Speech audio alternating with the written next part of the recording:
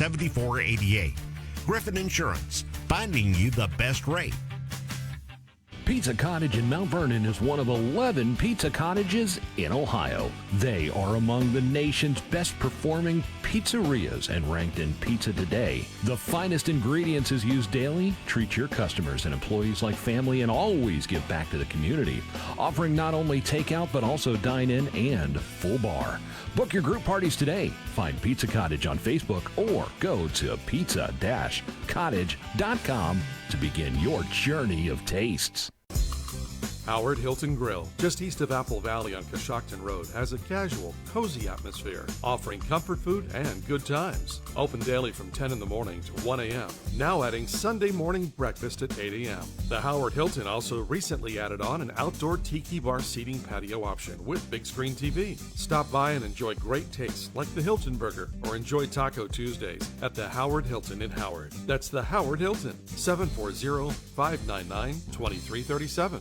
If market volatility is keeping you awake at night, call Spearman Financial Services. Spearman Financial Services have seen plenty of ups and downs, and this is normal. As our old high school football coach would remind us, the true champion is found with your ability to bounce back after a loss. So stop losing sleep and call the team who will coach you through the good times and the bad times. Spearman Financial Services, financial plans that last a lifetime. Securities offered through Valmark Securities Incorporated, member FINRA, SIPC. Investment advisory services offered through Valmark Advisors Incorporated, SEC registered investment advisor. Spearman Financial Services is a separate entity from Valmark Securities Incorporated and Valmark Advisors Incorporated. Past performances cannot guarantee future results. One cannot invest directly in an index. Elite Preparedness stands as Ohio's unrivaled destination for top-tier firearms training and related services. Experience our state-of-the-art facilities in scenic southern Knox County, stock up in our pro shop, and enjoy our indoor and outdoor range options. Our expert cadre leads an unparalleled lineup of classes and personal training sessions. We also offer VIP transportation, armored vehicle services, along with security and executive protection services. Reach out at 740-263-1234, explore online at elitepreparedness.com, or visit our facilities at 25580 Bell Church Road, Utica, Ohio, to witness the ultimate in preparedness and training.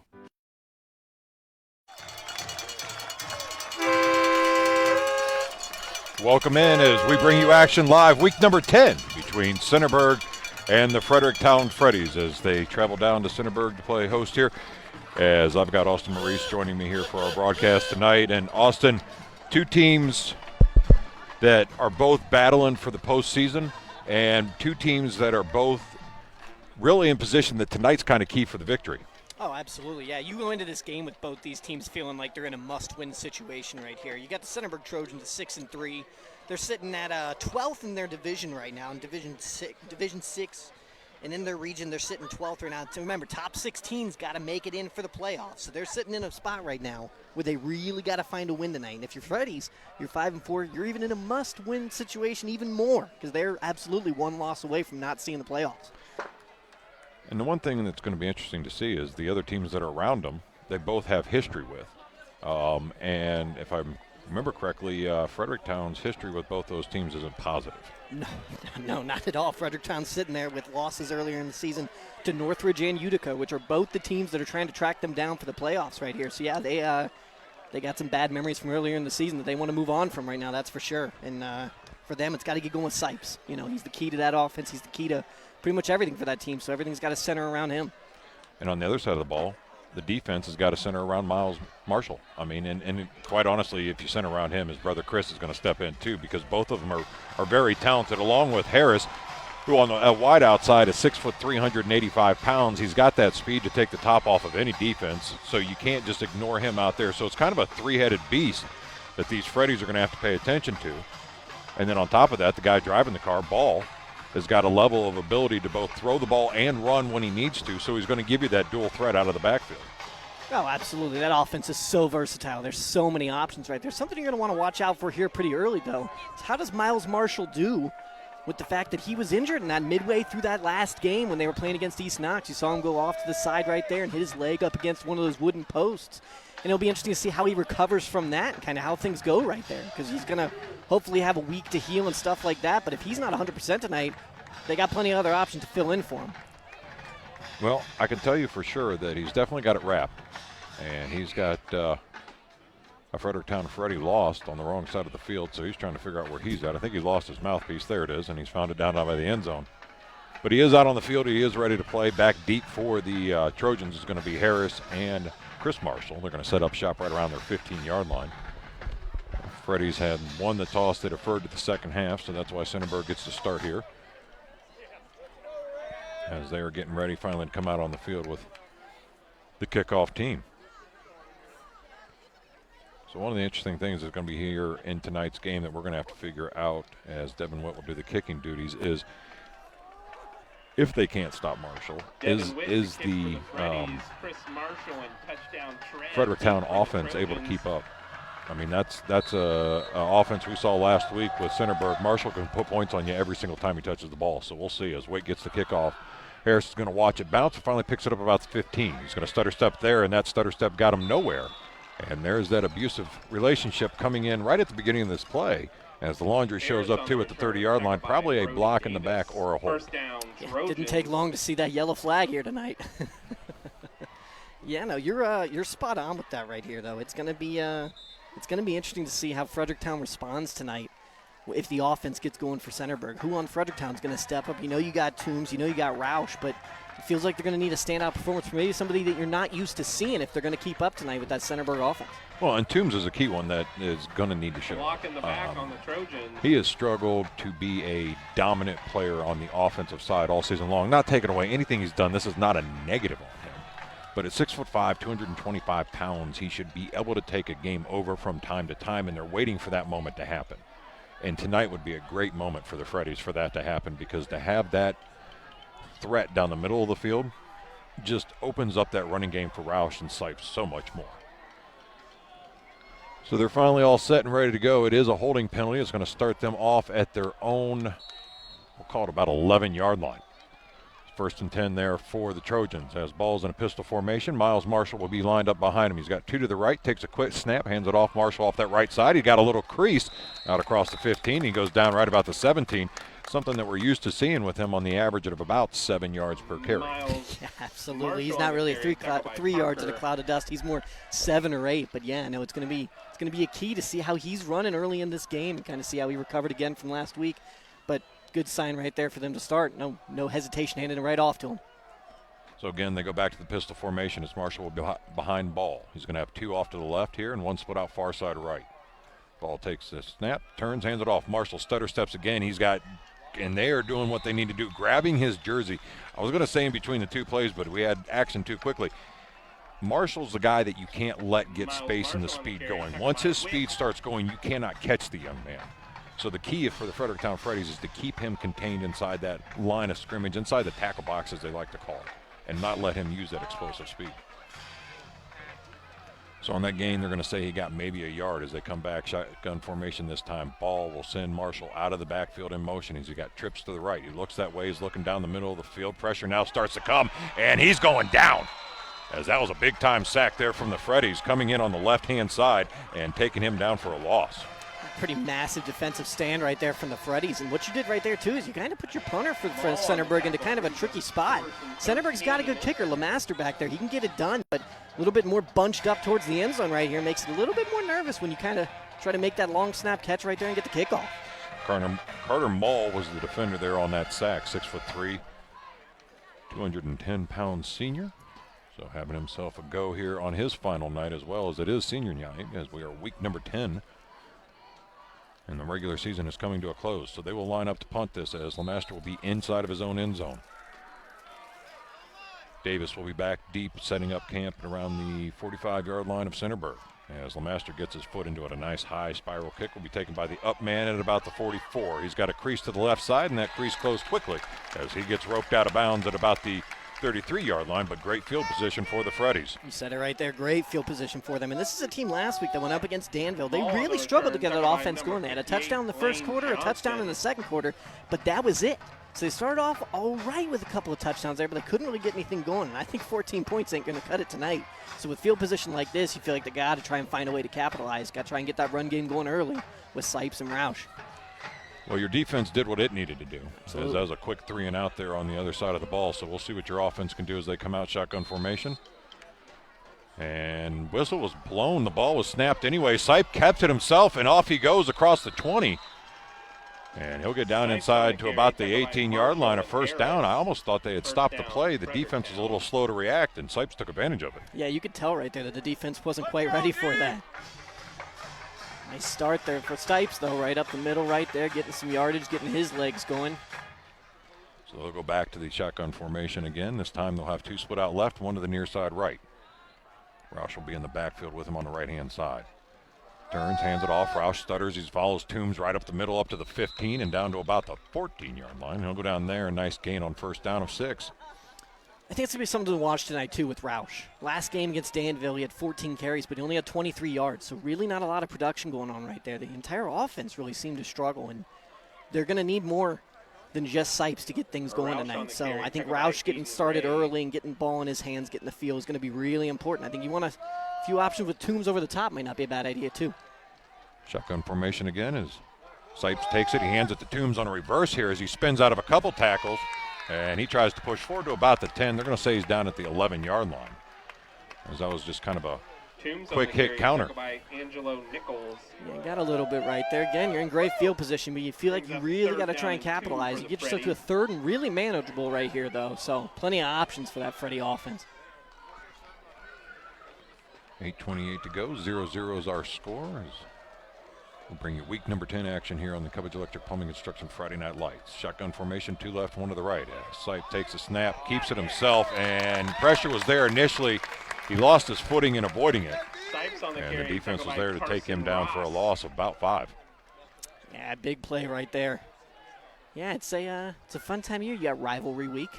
You got all the good matchups going on. Devil Dog game going on tonight. Lots of great matchups here in the KMAC. So 4th down, they'll keep the offense out there. They'll come back out in the shotgun formation. Roush on the left-hand side along with Tripp split out to the left. Sipe takes the snap. He rolls that way. He gets a block. He's looking. Pressure's coming. He gets the ball off, and it's tipped. Was it intercepted? And no. The official says it hit the ground as that ball came off a little wobbly as Chris Marshall was able to hit him on the release. With the deflection. But nonetheless, it's a deflection. It's a turnover on downs, and Centerburg will get the chance to get the ball back. See some jawing right there from Angelo Nichols towards the Freddie sideline right there. That is a sophomore, 6 foot 306. So he had something to say right there. But big stop by that Centerburg defense right there when the Freddies had great field position. Centerburg didn't back down right there. So 2 defensive stands here by both teams. And a game I thought the offense would dominate. So we'll see how they come out this time out of their sideline, huddle quickly to the ball into a shotgun formation. 1 split out far left, 3 to the near side.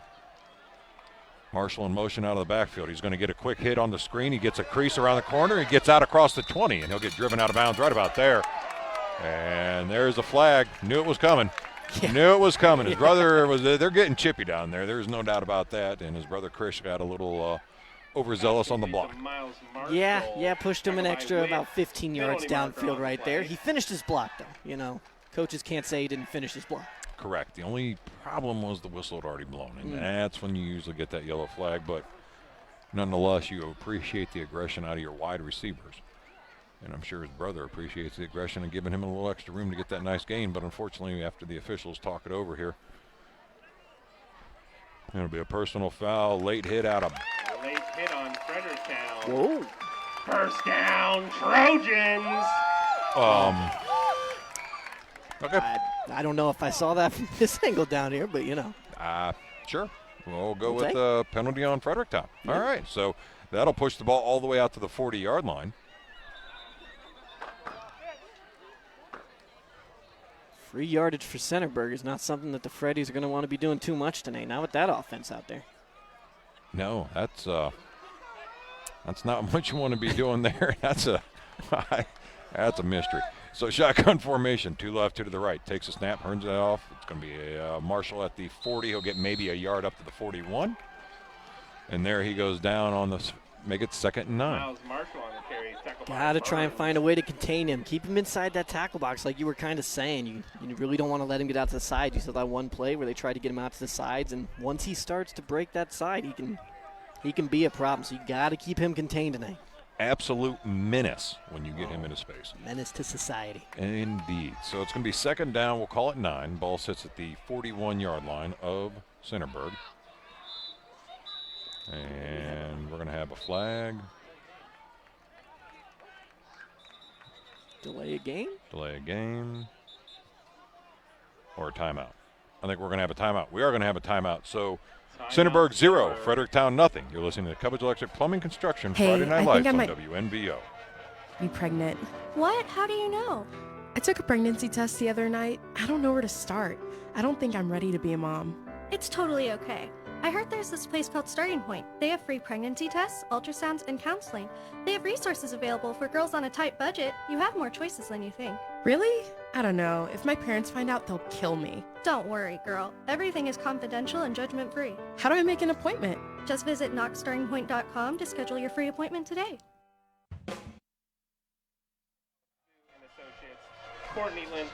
So we come out of the timeout. It's 2nd down and 9. Centerburg has the ball at their own 41-yard line. As they will be shotgun formation, trip split out far side right, one to the near side left, as Marshall's in the backfield. Have a man in motion from right to left. Excuse me. Marshall takes a snap, ball takes a snap, rolls out, it's got his tight end out across the 45 up to the 50. And he'll go down out of bounds at they're going to say at the 49-yard line. It's going to be about a yard shy of first down, I would say. Jack Lawrence, Jack Lawrence right there with the reception. It's just an endless plethora of offensive weapons on this team. Any direction you want to go with the ball, there's somebody with sure hands that going to head downfield pretty quick. So now you're approaching midfield right here. It's going to be 3rd down. The side judge on our side was pointing to the first down saying he got it. This is the same guy that called the personal foul on Fredericktown. Ball keeps it himself on his design draw. Stays up on his feet as he was getting wrapped up by Roush. And somehow is able to spin forward. He gets the correct official on the spot there for that one, and he gets his first down. He is adamant he's getting that first down. Oh, absolutely. Yeah, he knows which direction he's heading right there. So first down right at the 50-yard line for the Trojans. As their second drive continues here in the first quarter, it's 5:50 to go in the quarter. 0-0 is our score. Shotgun formation, 2 left, 2 to the right. Marshall in the backfield on the right-hand hip of ball. As the pressure comes off that right side, he's able to avoid it, and that's what you got to watch on the pressure. He's off and he's dancing. He's got one man to beat, and he's got that getaway from everybody. Kind of speed. They said it's out of bounds. He does not have Fred Astaire feet, so he was not able to tiptoe his way down.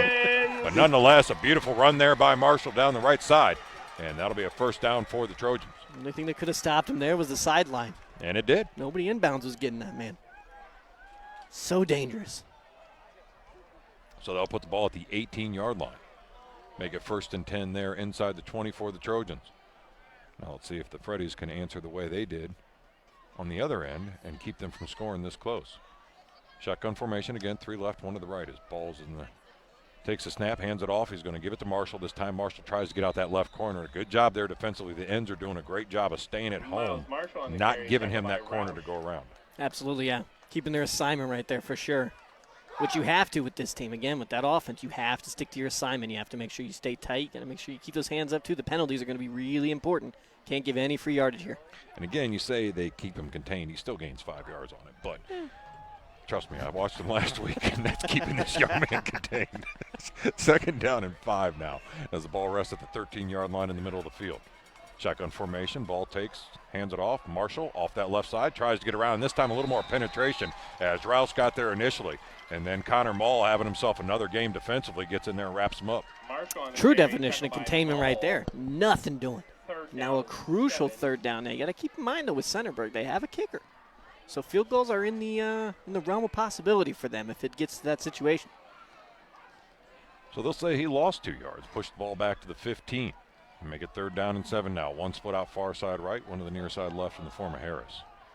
Now man in motion from right to left as ball has Marshall lined up behind him. Takes, hands it off to Marshall. A huge hole up the middle, and he's down across the 10.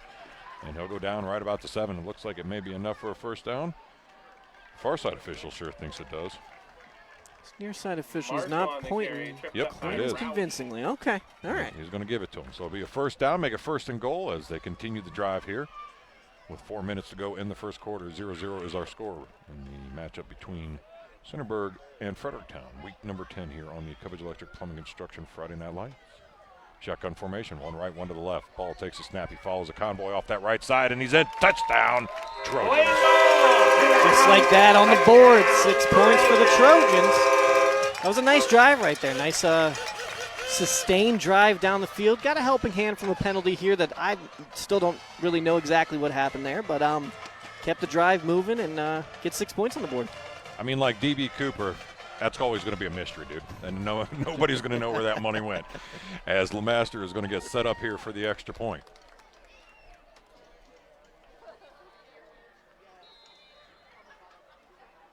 Comes set, ball snapped a little bit high, get it down, pressure's on, but he gets it up, and it is good. So our score here, Centerburg 7, Fredericktown nothing. You listen to the Cubbage Electric Plumbing Construction Friday Night Lights.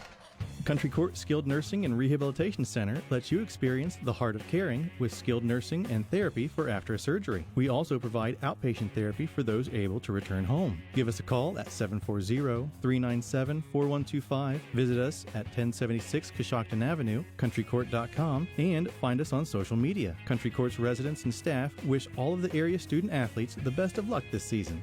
Country Court is a Levering Management Skilled Nursing Center. At the Living Center in Mount Vernon, we provide active, carefree, and secure senior living. Our on-site restaurant and salon mean no more battling Mother Nature to enjoy a meal and feel and look good. Give us a call at 740-397-3897, visit us at thelivingcenter.net, or at 201 North Main Street in Mount Vernon and find us on social media. Everyone at the Living Center wishes all of the area student athletes the best of luck this season. The Living Center is a Levering Management senior apartment community. Yeah, we come back to action as LeMaster gets the ball teed up, and they will kick off after that first scoring touchdown of the game for Centerburg. Make our score 7-0. Davis, along with Roush, will be back deep for the Freddies. Beautiful high end over end kick taken by Davis at about the 15. Stutter steps out across the 20, and he hits a wall at the 25. He does manage to push through it, but not enough because the teammates showed up. And they'll take them down at the 31st and 10. Not a bad starting position, though, on your second drive. No, not at all. Not nearly what they had on their first drive, though, right here. So you got to see how they respond. That first offensive drive, they had that one rush by Sipes right there that looked pretty good. But after that, they kind of stalled out a little bit, and it ended up being a huge momentum shift for Centerburg. So if you're the Freddies here, how do you respond to that scoring drive by Centerburg? Because you don't want to find yourself falling into too big of a hole too early here. No, you don't want to take yourself out of your comfort zone, and they like to run the ball. So you want to keep it close. Shotgun formation, two left, one to the near side right, as Roush is in the backfield. Sipe fakes the handoff. He's going to drop back. He's got pressure coming. Pressure's coming again, and he goes down. Sipes lost a lot of yards on that one as he was trying to find something, and they dragged him all the way back to the 17. Felt like every step he took back trying to make space, there was just another red jersey that added into the pile trying to take him down right there. That's a big loss. Tell you what, the energy level is starting to skyrocket on the Centerburg defense right now. So Fredericktown wants to keep in this game without it getting too chippy for them. They're going to need to find something here on the offense to calm them down because the confidence level on the Trojans defense is sky high. Toombs will go in motion from left to right. Fake the handoff to him, give it to Roush. Stutter steps through the hole out across the 20, and that's about all he's going to get. Maybe about 3 or 4 more yards back on that initial, but still brings up a long third down. Yeah, and a third down from a situation that you're really not comfortable with because it's not how your offense is composed, getting the ball in the air like that. Now, granted, Sipes last week had 11 passes. He had 170 yards and a TD, but that's not their go-to. That's not their comfort zone. They want to keep the ball on the ground and kind of ground and pound game right here. So how do they respond on a 3rd and 21? So shotgun formation, empty backfield this time. He's got 2 left, 3 to the right. Sipes takes the snap, drops back. This time he's got time. Now the pressure starts to come. He's looking. He's going to go downfield. He's looking for Toombs, and incomplete as he was trying to lead Toombs. And Toombs kind of went to a knee, saw the defender coming at him, and it'll bring up a 4th down. And we saw a game earlier this year with Fredericktown where Toombs, things got heated, and Toombs, his temper became a problem right there, and he actually ended up getting ejected from the game, which is a massive loss for the Freddies. And if you're Centerburg, do you kind of keep that in the back of your mind that that's something that he's prone to? Oh, I got a feeling it's going to be just the natural tendency of this rivalry. But you can watch right now the way this game is going on the field. It's going to get chippy. Snap is back, kick is up, and it's a wobbly knuckleball is going to bounce at about the 45, be taken there by Travian Harris out across the 50. He's going to try to get around the corner at the 45. He cannot, and he'll go down right there. And it'll be 1st and 10 for the Trojans inside of Fredericktown territory.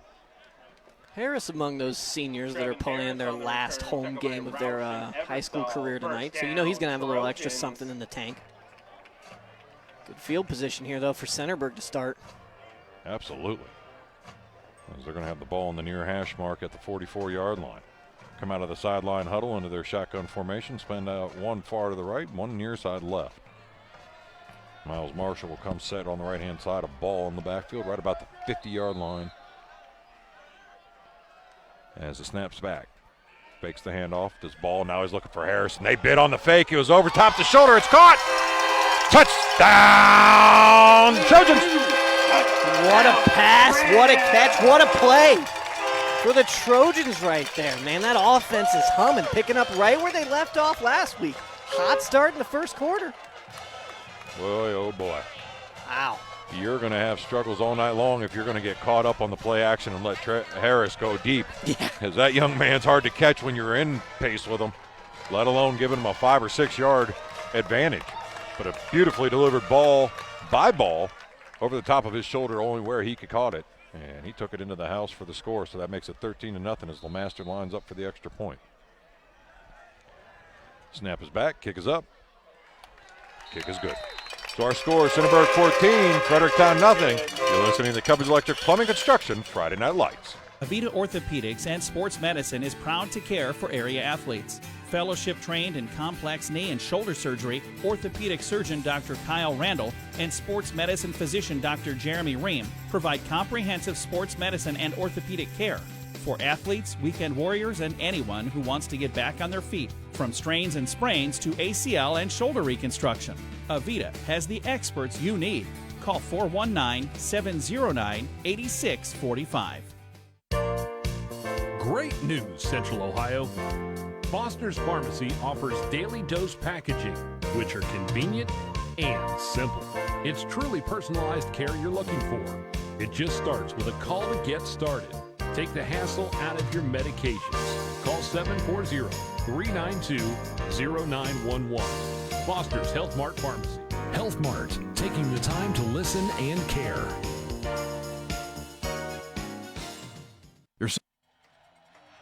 As we come back, LeMaster has the ball teed up again. As Davis and Roush are both back deep, setting up shop at around their own 5-yard line. You're in no man's land right now if you can't find a way to answer these points by the Trojans. As Davis takes it at the goal line, up across the 15, he makes a man miss at the 20. He gets sideswiped by both directions, and he'll go down right about the 21-yard line. Davis on the return. Big hit right there, and Marshall. All right, field position, but starting right out there around the 20, 21. So now you got the opportunity here. You got to try and find a way to get some sustained pressure. That you got to get this ball down the field. You realistically need some points on the board. Getting some sort of offensive continuity would be great. Getting some sort of confidence going again from a team that really didn't have much success last week and hasn't started off the greatest tonight. But got to get something rolling because Centerburg's putting points on the board early and often. And they're getting a lot of confidence, too, and that's going to play negatively into Fredericktown's hand if they allow that, because they're going to keep talking. Nobody likes to be talked to when you're losing. Shotgun formation, Davis on the motion, gets the handoff on a jet sweep, and, yep, they had that one read out real well as he's going to end up losing about 5 yards. And I know that the offense so far tonight is off to a heck of a start, but you could argue that the defense might be the better side of the ball right now. This defense has just been stout. Yeah, they've done a great job. Salinger has been a force. That's his second tackle so far tonight in the first quarter for a loss, as he's come off his defensive end position.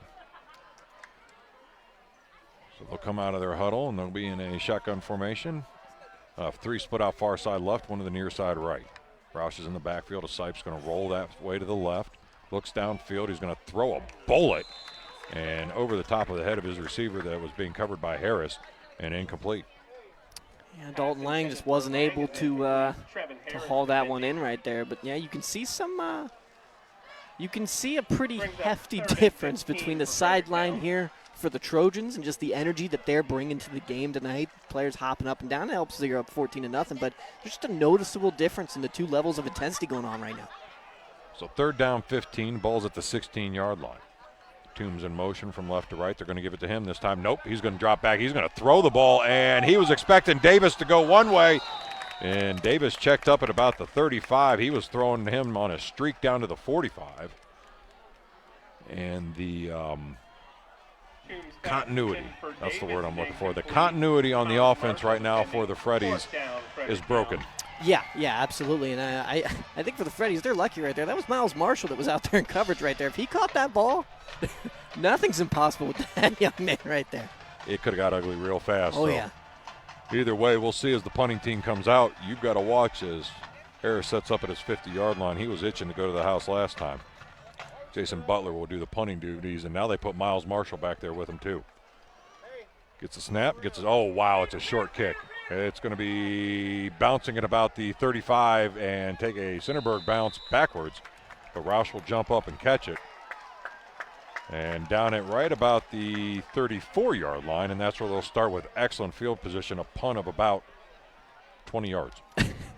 Bad news just keeps getting worse for the Freddies right here. They just look flat, man. This doesn't look like a team was prepared to come in tonight.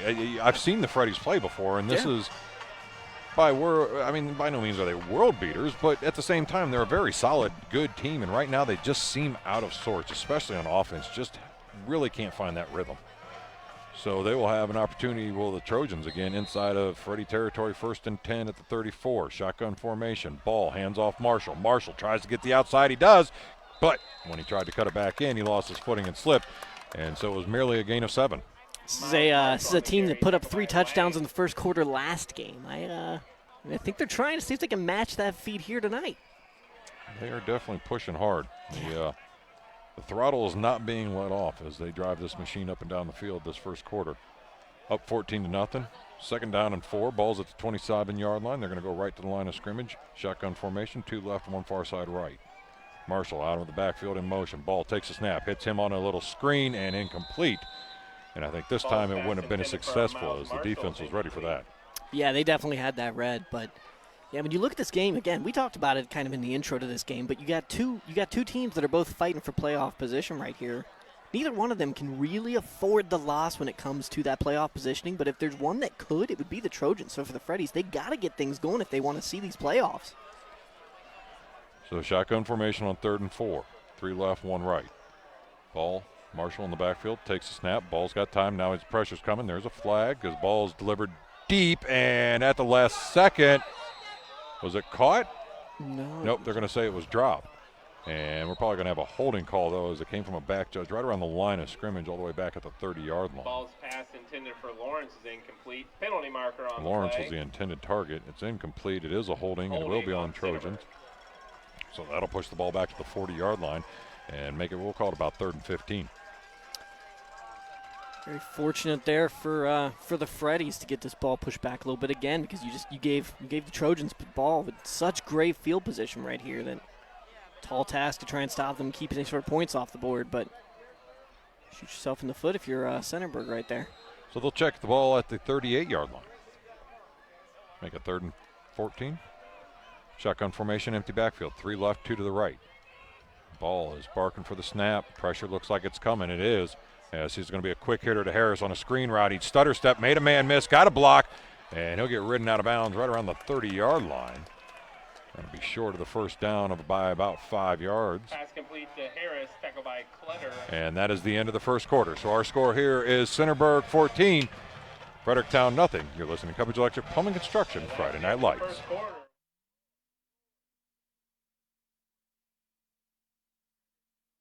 Things are backed up, the electric in your master bedroom needs rewired, and now the wife is asking for a new addition. It's time to get in touch with Cubbage Electric, Plumbing, and Now Construction. Give Brian and his team a call at 740-627-8004. They can fix your electrical and plumbing needs and give your bathroom and kitchen a remodel. Cubbage Electric, Plumbing, and Construction is a proud sponsor for all the local high school teams. Enjoy the season. Cubbage Electric, Plumbing, and Construction. 740-627-8004.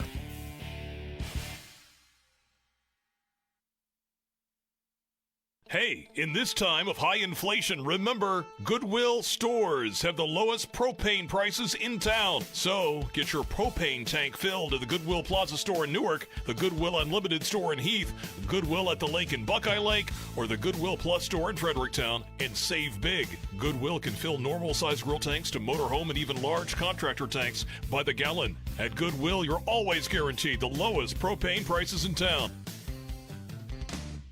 Looking to take your career. So the start of the second quarter, 14-0 our score, as the Trojans have the ball fourth down at the 28-yard line.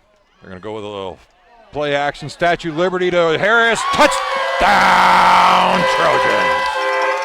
Play that worked so nice, they did it twice right there, man.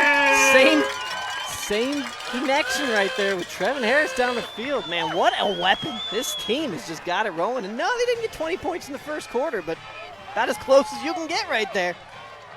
Unbelievable play. Well executed and well ran.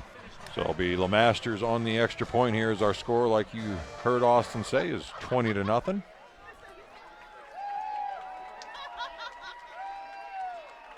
And the crowd for Centerburg is loving every minute of it. So the ball is back, snap, kick is up, and almost blocked, but it's good. Our score here, Centerburg 21, Fredericktown nothing. You listen to Cubbage Electric Plumbing Construction Friday Night Lights. Career to the next level with Mount Vernon Nazarene University. You can earn your degree entirely online, anywhere, anytime. Our bachelor's and master's programs are designed to help you balance your education with work, family, and other priorities. Here at MVNU Online, we craft our faith-based programs specifically for your success. Learn more at mvnu.edu or call us today at 1-800-839-2355. Mount Vernon Nazarene University. Benell's Floor Finishings is veteran-owned and operated with over 30 years of industry experience. They provide high-quality flooring, offering installation, refinishing, and more, including Murphy beds, handmade Amish woodworking, and gorgeous tile backsplashes. If you enjoy the classic look of hardwood, the versatility of vinyl, or the durability of tile, then come visit our showroom at 810 North Sandusky Street in Mount Vernon, or request a quote today by calling 740-398-5954. So after that quick touchdown by the Trojans, our score here is 21-0. Centerburg on top of Fredericktown. As LeMaster gets his foot into it, it's going to be a high end-over-end kick that Davis will set up and take it about the 9. Out across the 15, he'll get up to about the 20, try to go to the outside, and just like everything else tonight, nothing there for him and these Freddies. Yeah, man, there's just 3-unit domination going on right now. The special teams is looking fantastic for Centerburg. The offense is obviously lighting up, and this defense has just been outstanding so far tonight. They haven't really given any space to that Freddie offense to do much of anything. But they got to find a way to respond here pretty quick because you're getting into danger zone of this game being out of reach, and we're barely getting into it. You got to tap your seniors here, man. Yeah, absolutely. You got to find it as a senior. This is your last game regardless in the regular season, your senior year, and now you're going to have to take a timeout to talk about it. So Fredericktown's going to take a timeout. We will too. You're listening to Cubbage Electric Plumbing Construction Friday Night Lights. Miller Electrical Solutions is your local electrical service provider for residential, commercial, and industrial needs. Did you know they also provide home service upgrades as well as home standby generator installs and annual maintenance? For your free estimate or for true 24/7 service, call 740-504-2004. That's Miller Electrical Solutions, providing Knox and surrounding counties with electrical professionalism. Call 740-507-2004. So a quick timeout there for the Freddies as they come back out on the field to talk about it. And, I mean, talking about before we went in the break, your seniors got to find some desire here tonight. I mean, the last regular season game period, like you said, it's really on the line more for the Freddies than the Trojans. Trojans could kind of absorb a loss. Freddies really can't. So Roush gets the handoff, and now he's got that crease. Does he have the speed? It is a foot race down to the 50, 40. Miles Marshall's the only one. It's a 20. He dives. Doesn't get him. Touchdown, Freddies! You wanted an answer, Kyle. There's one right there. My goodness, man. And to outrun Miles Marshall there to get that touchdown, big time. Boy, Roush found that crease. He did a great job of getting to the outside on that one. And then it was all the way to pay dirt. Roush with the carry. About an 81-yard touchdown run, and that gives a little bit more life into that far sideline. As we were just talking in the break, they almost looked like they were going to sleep. Yeah. That doesn't get them woken up. I don't know what will right there. That was big time. So that's the answer you needed if you were a Freddie.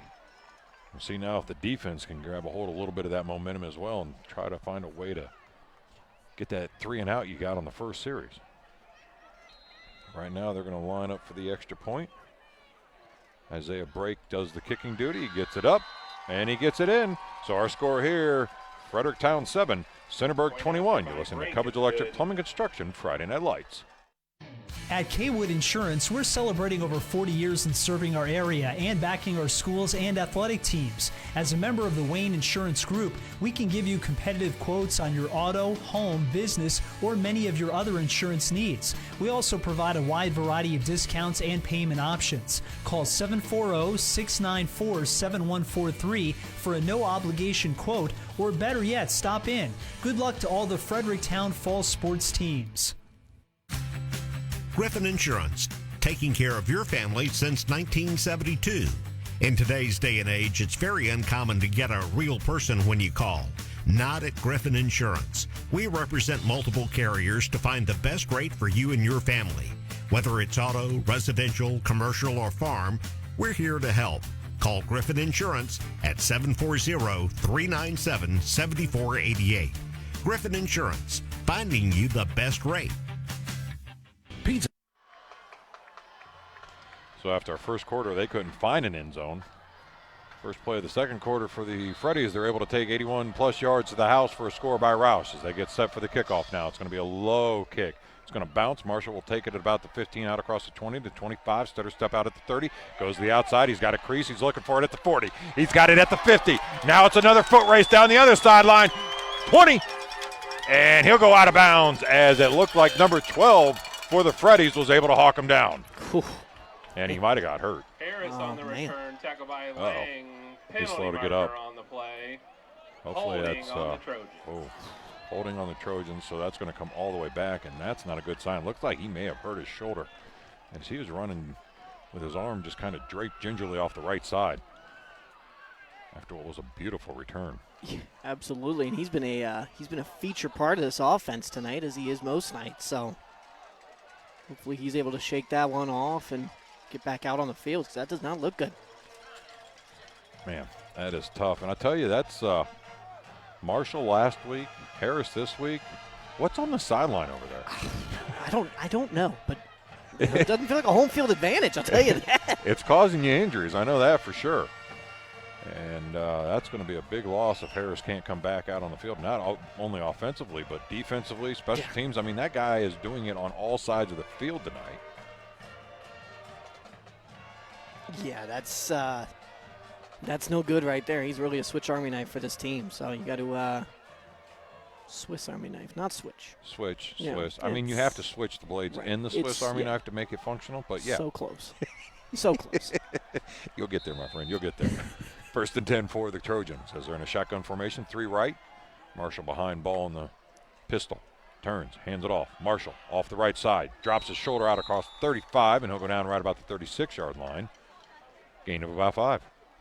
So if you're Centerburg right here, so your offense has been humming almost all the time tonight. But now it's the first time you have the opportunity to respond to a scoring drive by the Freddies. So if you're Centerburg, you got to make sure to stay on the field right here. You got to make sure to keep that same momentum and see if you can find a way to kind of neutralize that score and get right back in the Freddies' face. Got to keep punching. Mm-hmm. Shotgun formation again. 3 right, 1 far left. Ball turns. Marshall, handoff up to the 35, across the 35 to the 37. Tries to wiggle out of the tackle, but that was a death grip 2000 put on him by Toombs. And he'll go down after a gain of about 1. Those are the kind of impact plays, though, that you like to see from Toombs. It's using that big frame. It's using that big body and all that weight. And once you grip onto somebody, there's not very many guys in this league that can kind of get out of that. He's got to make sure to use that. He needs to make his presence felt for sure, as they are needing a little bit of noise here defensively. 3rd down and 4. Shotgun formation. 3 right, 1 left. Ball turns. Fakes the handoff, keeps it himself. He was able to make a man miss out across the 40. Gets that first down, and he drops his shoulder right about the 47-yard line where he goes out of bounds. On the carry, First down, Fancy around the late hit Trojans. call right there. I think it might have been right on time. It looked like it was pretty darn close right there. But yeah, what a good decision by Ball right there to just take it, keep it himself, and get that yard, just keep the drive going. So it puts the ball out of bounds. They're going to say he went out at the 48-yard line. Makes it 1st and 10, just shy of the Freddie territory. And what do we got now? Whistle. Misplaced the ball. Back to the 47. Don't think that's going to make a whole lot of difference. Probably but not. We'll see. Shotgun formation as Ball will have Marshall on the left-hand side. 3 split out left, 1 near side right. Takes the snap, rolls that way to the left. He's just going to keep it and tuck it. He's going to go out across the 50. Made Roush miss at the 45. And stumbled forward to about the 43-yard line. Should be enough for a first down. Blaine Ball with the carry. Yep. And it is. Moving the chains. It's a good decision First right there. He down, had plenty of Trojans. space to kind of make something happen right there, but he was smart with that too. He went down when he needed to. Don't take that unnecessary hit. Just take the yardage, be happy with it, and keep the drive alive. So the drive stays alive inside of Freddie territory at the 44-yard line. Again, shotgun formation, 2 left, 2 to the right, as Ball will have Marshall on his left-hand hip about a yard behind him. Man in motion from left to right. Pressure looks like it's coming, and it is. Turns, hands it off. Marshall goes right to the point of pressure, and they missed him, and he got out of the tackle. 35-20, one man. Oh, Brody Davis right there with the takedown. That was fortunate he was able to get to him right there. Looked like Miles was going to be off to the races. That was a big saving tackle there by Davis, like you said. And yeah, again, Marshall just showing that explosive speed, patience in the hole, waits for that seam, and then as soon as he sees it, he doesn't hesitate, and he's gone. No, it's that decision making really that I think makes a difference. Obviously a phenomenal athlete, but it doesn't take him long to process those gaps and process where he needs to go, and he sees things ahead of time, and he makes those moves when he needs to. He's a weapon in every area of the game. So 1st and 10, pistol formation. 3 right, 1 to the left. Marshall gets the handoff again off the left side up to the 10, bounces off a tackle, and he'll fall forward to about the 8-yard line, a gain of about 3. Miles Marshall on the carry. So far, so good on your first drive without Harris being out there. Again, he's been a kind of a featured option in this offense tonight, so it's good to see them still moving the ball even without his presence out there. You can see him kind of off and on working his shoulder out here on the sidelines. Hopefully he'll get back out there. So 2nd down and 5 now as the ball rests at the 8, and we're going to have what? Whistle's blown. Well, what do we? Still deciding. Still deciding? Yeah, one Going moment. Calisthenics, YMCA. Dinner later? Maybe. I don't know. What are you cooking? I don't know. It's going to be late. It is going to be late. I'm a fan of garlic. Well, while they're talking about that, we'd like to thank our sponsors, Starting Point of Knox County, Griffin Insurance, Howard Hilton, Foster's Pharmacy, Mount Vernon Nazarene University, Spearman Financial, Elite Preparedness, Pizza Cottage, Abita Health Systems, Cubbage Electric Plumbing Construction, Licking Knox Goodwill, Country Court Skilled Nursing, Kaywood Insurance, the Living Center Senior Living Apartment Community, Fennell's Floor Finishing, and Miller's Electric Solutions. So they're all set. 2nd down now. Shotgun formation. Ball turns. Keeps it himself. Follows Marshall off that left side. Drops his shoulder out across the 5. And he'll go down right about the 2-yard line. See here if they say that's enough for a first down or if he's going to need about another yard. It is enough, so that'll make it 1st and goal. And that'll keep the drive alive here as our score 21-7 with 8:05 to go in the first half. This is just about exactly what you would have wanted if you were the Trojans coach here. You know, you try and get your offense back out there to respond. Yeah, a quick hit is great and all that, but to kind of show that your offense is still humming this way and just kind of keep driving the field, it's been a nice drive for them so far.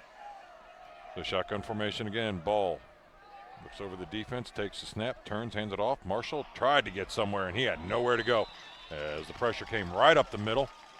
And again, Roush this time able to take him down.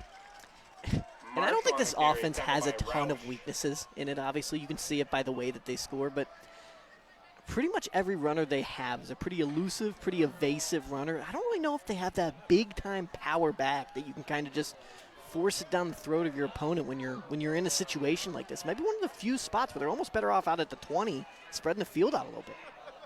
We'll see here. Because again, shotgun formation.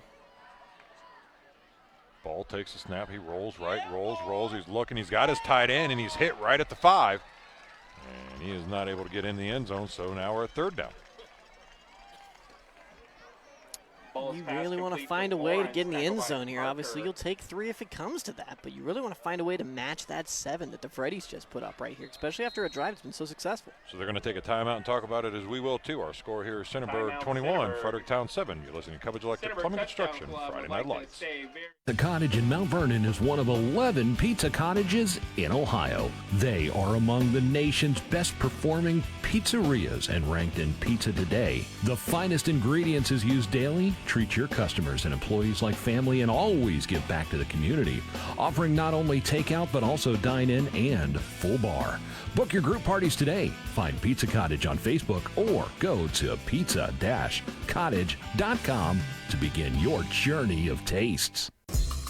Howard Hilton Grill, just east of Apple Valley on Coshocton Road, has a casual, cozy atmosphere, offering comfort food and good times. Open daily from 10 in the morning to 1 a.m. Now adding Sunday morning breakfast at 8 a.m. The Howard Hilton also recently added on an outdoor tiki bar seating patio option with big screen TV. Stop by and enjoy great tastes like the Hilton Burger or enjoy Taco Tuesdays at the Howard Hilton in Howard. That's the Howard Hilton, 740-599. So out of the timeout, shotgun formation. 3 left, 1 to the right. Marshall gets the handoff, tries to go left, and again, there's Roush. And he's got no room for it and takes him down for a big loss. Better be careful. He's going to get a taunting penalty standing over the player like that. Yeah, a little bit of that feistiness in this game right here showing itself again. And for the Freddies, you feel like you got a little bit of momentum here with a couple of nice stops and put in a 4th and 10 now. I'll tell you, this is so far turning into a tale of 2 quarters. We'll see here as they're coming up with another trick play. They got a lineman split out far to the right. As Marshall comes in motion, and we're going to have a timeout. Timeout, Fredericktown. Yep, timeout, Fredericktown. So we will too. Again, our score, Centerburg 21, Fredericktown 7. You're listening to Cubbage Electric Plumbing Construction, Friday Night Lights. 23-37. If market volatility is keeping you awake at night, call Spearman Financial Services. Spearman Financial Services have seen plenty of ups and downs, and this is normal. As our old high school football coach would remind us, the true champion is found with your ability to bounce back after a loss. So stop losing sleep and call the team who will coach you through the good times and the bad times. Spearman Financial Services, financial plans that last a lifetime. Securities offered through Valmark Securities Incorporated, member FINRA, SIPC. Investment advisory services offered through Valmark Advisors Incorporated, SEC registered investment advisor. Spearman Financial Services is a separate entity from Valmark Securities Incorporated and Valmark Advisors Incorporated. Past performances cannot guarantee future results. One cannot invest directly in an index. So we'll come back from the timeout. Centerburg trying to find a way here on this 4th down to put it in the end zone. Something they haven't really struggled with all night long until this final drive here. Centerburg's defense, led by Roush, has done an excellent job of stopping the running attack, not allowing them to go anywhere. Actually, it's taken them backwards the last 2 plays. So Ball steps forward, talks to his teammates one more time to make sure everybody's on the same page. Now it's going to be a shotgun formation, 2 left, 2 to the right. Marshall on the left-hand hip of Ball. Looks over the defense, comes set, takes a snap, pressure looks like it's coming. He's going to look back corner, Harris, and it's incomplete. 2 problems on that one. Davis was all over it, and second, it was out of bounds. So it'll be a turnover on downs, and the Freddies will get another opportunity. And right now we're looking at like a reversal of the first quarter.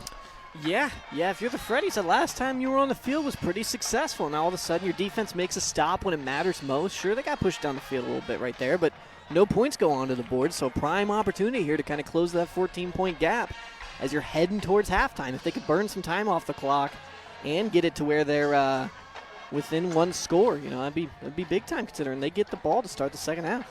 Indeed. So Sipe comes out in a shotgun formation, Roush on his left-hand hip. Takes a snap, keeps it himself, tries to get the outside, and makes a couple men miss, but the traffic was too heavy and the ground was too soft, as he'll go down after a gain of about a yard. Just nothing doing there on that one. The turf make it a little bit more difficult for him right there, but yeah, this is a drive. You feel like too, though, if you're the Freddies, you got to at least get some yardage out of this. So obviously points are the key here, but you don't want to stay pinned down in your end when you go to punt it away. They've seen some struggles tonight on the punting side of the game, so you at least want to get out in the middle field if you can. So 2nd down 9 as Roush is on the left-hand hip and gets the handoff from Sipe, drops his shoulder up across the 15, and he'll go down right about the 17-yard line. A nice gain of about 5. Tommy Haas. And he'll make a 3rd down. Big third down right here. I'll try and craft up something. You said it earlier, but look to your seniors for some answers here tonight. You know, they got to come up with some clutch moments. This feels like one of them right here, where you really don't want to turn this ball over. 3rd down and 5. This side of the field, and get pretty good field position right here. So got to find something. So 4 wide, 2 left, 2 to the right for Sipe as he takes a snap, dumps it off to Roush on a screen. He's got a blocker out in front of him, but he is not able to get around the corner of it. And he'll get maybe 2 yards on that. The Roush tackle by Merklin. It's looking a little bit more like the Centerburg defense that we saw in that first quarter right there, too. Brings up It was, 4th down and 2 not a for ton Fredericktown. that they were giving up right there. So force the kicking unit out there for the Freddies. I thought for a second he was thinking about going for it. I'm like, man, you're a little deep in your territory and down by too many points to put that pressure on your defense. Yeah, that's... That would be just an absolute backbreaker for your defense if they had to fight that one. Oh, for sure. So they are going to punt it. As the kicker comes out, we'll get set up at about his own 5-yard line. Harris is back in the game. He's going to set up camp at about his own 5. Oh, it's a fake snap or a fake punt, and they're going to keep it. Davis off the right side, and he'll get out to the 25 for a first down and keep that drive alive. Tell you what, if that doesn't convert, you look at that decision and say, man, what are you thinking right there? But now that it does, he's a genius. Hey, you miss 100% of the shots you don't take. That's true. So keeps the drive alive and puts the ball out across the 25-yard line, right at shy of that 26 on the far hash mark. Make it 1st and 10. Remind you to stick around after the game for the Pizza Cottage player of the game. Shotgun formation, 2 left, 2 to the right. Again, as Roush is in the backfield. This time Davis in motion. He's going to fake the handoff. And Sipe keeps it himself. Oh, he almost got to the outside corner. But Chris Marshall was able to bring him down from behind right at the 30-yard line, but a gain of 5. Hey, if you're the Trojans defense right here now, you got to be careful, too. You got to tighten up those chin straps and play tight like you were here just a minute ago because you thought you were getting off the field. Now, all of a sudden, your mentality changes. You're back out there, and you got a fresh set of downs you got to try and hold them back on. So Sipes is going to break the huddle. Send 2 to the left, 2 to the right, and keep Roush in the backfield with him. Puts him on his right-hand hip as he looks over that defense, takes a snap. He's going to roll that way to the right. He's going to look downfield. He's going to throw. He's got his receiver there at the 40. And he made the reception for a first down. God diggity dog. Look at that catch right there, man. First down. Look at Dalton Lang with the reception right there. What a play. Nice job by Lang on the out route of getting down to the ground, making sure he secured it. And just sliding right on out of bounds, picking up another first down. And drive continues down to 250 here to go. In the first half, 21-7, our score. Centerburg on top of Fredericktown. 2 left, 2 to the right. Sipes takes the snap. He's going to roll left. He's looking. He's got his receiver there. Davis at the 50, and he pulls it in. Looked like he might have had to come back a little bit. He did, so they're going to say he went out of bounds at about the 49-yard line, and that'll be just shy of that first down marker. The clock is definitely not their friend right now, though, with it running down. They still got a little bit of field to go right here, but if they could maintain this ball. Hold on here, the officials are What do we got going on? having a little bit of a conversation. Did he go out of bounds or did he stay in bounds? I think is what he's trying to figure out, if the clock should stop or roll. But you essentially gave them exactly what they needed, which is time to call the play and get to the line of scrimmage either way with the clock stopped. So I don't know what you did there for them, but either way, that's where we're going to come out of it. Shotgun formation. He's going to have 2 right, 2 to the left. There's going to be some confusion as Toombs is trying to figure out where to line up, and now he comes set. Roush on the left-hand hip in the backfield. Sipe takes a snap, rolls that way again to the left, and this time he tries to go around that corner. He does a little bit, but I don't think he got back to anything other than the original line of scrimmage. It'll make a 3rd down. Yeah, it doesn't look like it, but by Haas. Looks like he got out of bounds. 3rd down there, and so 1. Trying to keep that clock on your side right. You got 2:28 left, but they really want to try and focus on keeping this ball to where this is the last possession and a half, one way or another. So 3rd down, ball sits at the 48-yard line. You're going to have to get to the 50 to keep the drive alive. You got 2 opportunities here. I don't see why you couldn't pull it off, but we'll see. Shotgun formation, 2 left, 2 to the right. Roush on the right-hand hip as Sipe takes a snap. This time he rolls right. He's looking some more. He wrote a book, and now he threw it. And how is that not pass interference as the receiver was tackled on the sideline? Okay, so it's going to be incomplete. And, you know, you're sitting here and you watched Roush rock off an 80-plus yard for you. Quarterback pressure. You need 2 yards. feel like he could get you 2. Why are you throwing? I don't know. It seems like it's in his wheelhouse right there. It's only 79 less than what he did earlier. I would think you would. Down and 1 and if you don't get it, maybe you're at 4th and 1. And you push a little again. But, yeah, it's 4th down and 2. interesting play call there in the last 3 plays to throw the ball. And sometimes I wonder if you get a little too happy with success you had once and you think you can have it over and over every play. And right. I mean, if you were in Madden, yeah, you could. But in the real world, unfortunately, a lot of things come into play like the human factor. And so 2 incomplete passes, now you're looking at 4th and 2. Shotgun formation as he stumbled and fell. And he goes down at the 40-yard line. And that's a turnover on downs for Sipes on the carry, Freddies. loss on the play. Boy, I forgot I was almost the Trojans. Yeah, the Freddies. The Freddies had the ball. The Trojans are now going to get in on the turnover and downs. And again, I'm not down there. I'm not trying to degrade his play calls, but you just wonder if the running attack might have been a little bit better approach there on that last end of that series instead of trying, because that's what they were doing there. They were rolling Sipes out again on a pass play. Yeah.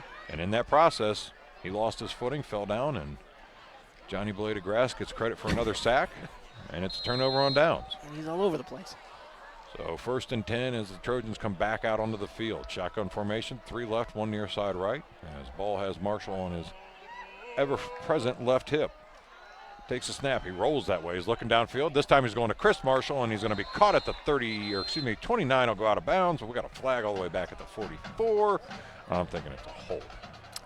Certainly looks to be in that area. Pass But complete to Chris Marshall. Penalty marker on the play. Holding on the Trojans. yeah, that was part of the problem with the Freddies right there. When you decided to pass it as many times as you did, as much as the clock was kind of your enemy right there, you wanted to burn it down a little bit. But now you give them 2 minutes and 9 seconds, which for this Trojan team is an eternity. But you burn a total of 20 seconds off the clock from the time he stopped it on the completed pass to Davis to the time he gave it back to the other team. So you really didn't do much as far as keeping the clock running and giving yourself an opportunity. Right. And like you said, the Trojans have shown they can score in about 2 seconds. Shotgun formation, Marshall in motion out of the backfield. They're going to hit him on that screen, and they do. He's got it at the 45, gets around the 50, makes a man miss, stays on his feet, and there he'll go out of bounds finally. At about the 44-yard line of Fredericktown, but a nice gain gets them almost back inside the chains. It'll make it a 2nd down, and we'll call it about 11. what an option right there to be able to have, though, when you're looking at something like a 1st and 20 right there, to be able to get 10 of those back. And you know when you get it to Miles, you're at least getting 5 or 6 or 7 yards right there in that play. So it just makes what feels like a first in eternity something very, very manageable. 2nd down and 11 now as they finally come set. Line of scrimmage in a shotgun formation. 3 left, 1 near side on the right. Sends Marshall out of the backfield again, this time to the left, and he's going to keep it his ball, and he's going to cut it up the middle, and there's a huge crease, and he's got a seam. He's going to cut it back in. Dawson's trying to pull him down. He gets out of that tackle, but Dawson was able to hold him up long enough for his teammates to get there. And not before he got a 1st down and kept this drive alive. Blame ball right there. So get off me, fool. You're not taking me down like that. Trojans. A little bit of grit in that run right there. Man on fire, as they say, and it was a big run they needed for him.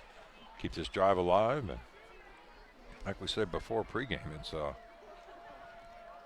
multi-headed beast for these Trojans. Because once you think you got Marshall Miles under control, well, there's Blaine Ball. He can run it, or you can throw it to Chris Marshall, or you can find Harris, who's already beat you deep twice for 2 touchdowns, and almost had a touchdown return for a kick return. So it has definitely got to be a struggle for them as they take the snap to ball. This time he's going to get Harris on the screen. He's going to stutter step a devastating stiff arm, and then he'll get ripped out of bounds there as Davis just got planted in the ground. The poor young man is walking off the sideline. He's trying to collect his thoughts and his dignity. Man, it sent him back to week 1. Boy. My goodness. And Harris goes out of bounds again. This time, though, he is up quickly and back into the field. That'll be enough for a 1st down, I believe. See, that shoulder's feeling all right. Definitely looks like it's feeling all right. That was a brutal stiff arm. So it is going to be a 1st down, 1st and goal as the ball's at the 7. Shotgun formation and movement on the line of scrimmage somehow doesn't get called, but Roush is there. He's fine with it. I'm already in the backfield, and the ball goes down again. I tell you what, Roush just must only want to play inside the 10. That's my thought. You get inside the 10, Roush doesn't like it. He's going to push you back out, and you can do whatever you want outside the 10. Yeah. Man, down here on the goal line, this series and last series, He's been a beast. Yeah, it makes it look like there's a brick wall up there in the end zone, and he just knows there is no option to go backwards. So shotgun formation now as it's 3rd down, and we'll call it about 16. 2 left, 2 to the right. Marshall in the backfield. Ball, he's looking left. He's got his receiver there, and he got upended quickly. As that was a great coverage tackle by Dawson on Harris, and Centerburg will take a timeout, and we will too. You're listening to the Cubbage Electric Plumbing Construction Friday Night Lights. Preparedness stands as Ohio's unrivaled destination for top-tier firearms training and related services. Experience our state-of-the-art facilities in scenic southern Knox County, stock up in our pro shop, and enjoy our indoor and outdoor range options. Our expert cadre leads an unparalleled lineup of classes and personal training sessions. We also offer VIP transportation, armored vehicle services, along with security and executive protection services. Reach out at 740-263-1234, explore online at elitepreparedness.com, or visit our facilities at 25580 Bell Church Road, Utica, Ohio, to witness the ultimate in preparedness and training. I just found out my daughter is pregnant and I don't know what to do. Wow, how'd you find out? I found the pregnancy test in the trash and heard her on the phone talking about abortion. I know it's her decision, but this is big. I want to help. What about Starting Point, Pregnancy and Family Resource Center?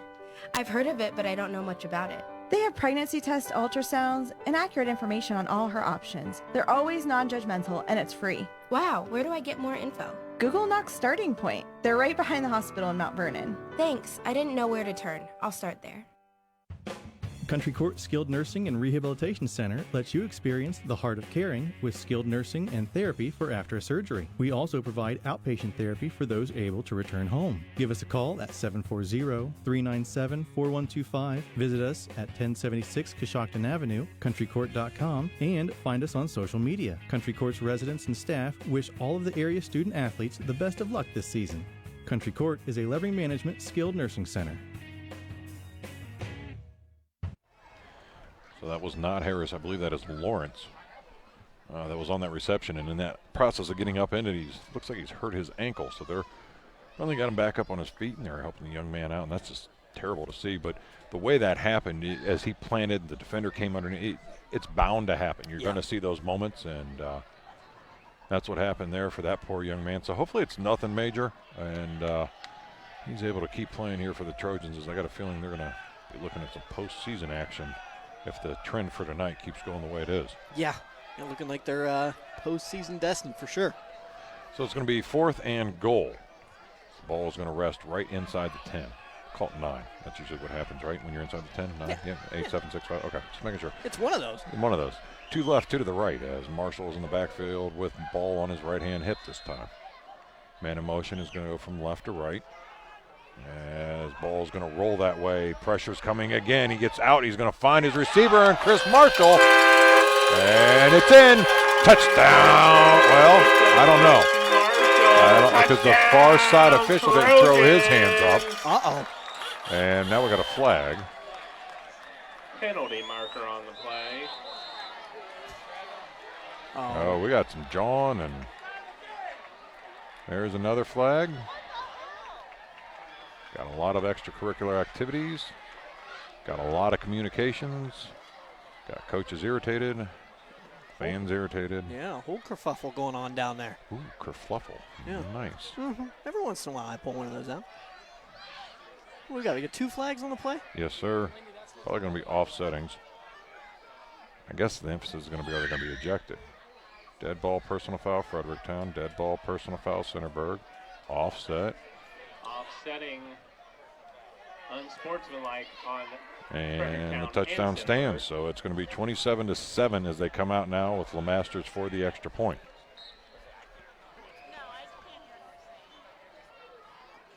Three for 3 tonight on these. The ball is going to be set as they come ready. The whistle's blown. Snap is up. Kick is up. Good. So our score here, Centerburg 28, Fredericktown 7. You're listening to Cubbage Electric Plumbing Construction Friday Night Lights. At the Living Center in Mount Vernon, we provide active, carefree, and secure senior living. Our on-site restaurant and salon mean no more battling Mother Nature to enjoy a meal and feel and look good. Give us a call at 740-397-3897. Visit us at thelivingcenter.net or at 201 North Main Street in Mount Vernon and find us on social media. Everyone at the Living Center wishes all of the area student athletes the best of luck this season. The Living Center is a Levering Management senior apartment community. Avita Orthopedics and Sports Medicine is proud to care for area athletes. Fellowship trained in complex knee and shoulder surgery, orthopedic surgeon Dr. Kyle Randall and sports medicine physician Dr. Jeremy Ream provide comprehensive sports medicine and orthopedic care for athletes, weekend warriors, and anyone who wants to get back on their feet, from strains and sprains to ACL and shoulder reconstruction. Avita has the experts you need. Call 419-709-8645. So our score, Centerburg 28, Fredericktown 7 as we come back. Masters has the ball teed up, ready to kick it off. He gets his foot into it. It's a high-end over-end kick. As Toombs will take it at about the 19. Or excuse me, the 15, cuts it up to the 20, gets upended right there. And that's where we'll start with 1st and 10 and about 18 seconds to go here in the first half. You can see some frustration from Toombs right there, tossing the ball down. Not very happy with how this first half has gone for them, but the best bet right here might just be to take the knee and head into halftime right here. You know you get the ball to start off the second half, but there's definitely a hill to climb. We'll see here what they decide. Come out of the huddle. It's going to be a shotgun formation. He's going to send one far side right and keep 3 to the near side left. Roush will be in the backfield with him on his right-hand hip as Sipes looks over that defense, takes a snap, high snap, turns, hands it. Roush up the middle. He'll get maybe a yard or 2. Roush on the carry. And he'll go no further than that, and that's probably going to be the end of the first half. We'll see here. I don't think they're going to want to jump to the line of scrimmage and try to do something again. Wouldn't think so. Yep, they're going to let the clock run down, so our score here at the half, Centerburg 28, Fredericktown 7. Listen to Cubbage Electric Plumbing Construction Friday Night Lights. Great news, Central Ohio. Foster's Pharmacy offers daily dose packaging, which are convenient and simple. It's truly personalized care you're looking for. It just starts with a call to get started. Take the hassle out of your medications. Call 740-392-0911. Foster's Health Mart Pharmacy. Health Mart, taking the time to listen and care.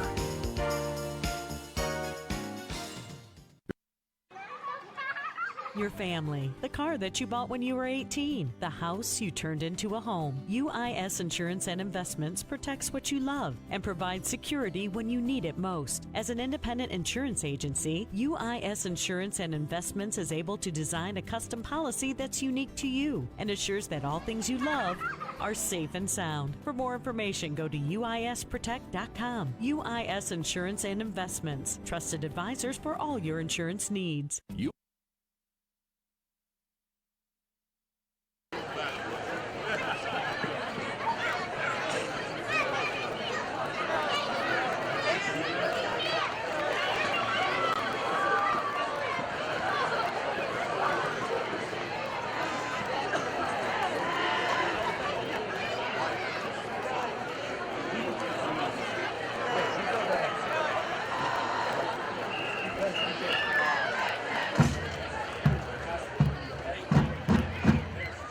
Ladies and gentlemen, under the direction of Andrew Hollenball, Jessica Overholt, Chris Phillips, and led by Field Commander Pink Payne and Band President Bella Krause, we proudly present the Fredericktown High School Marching Band.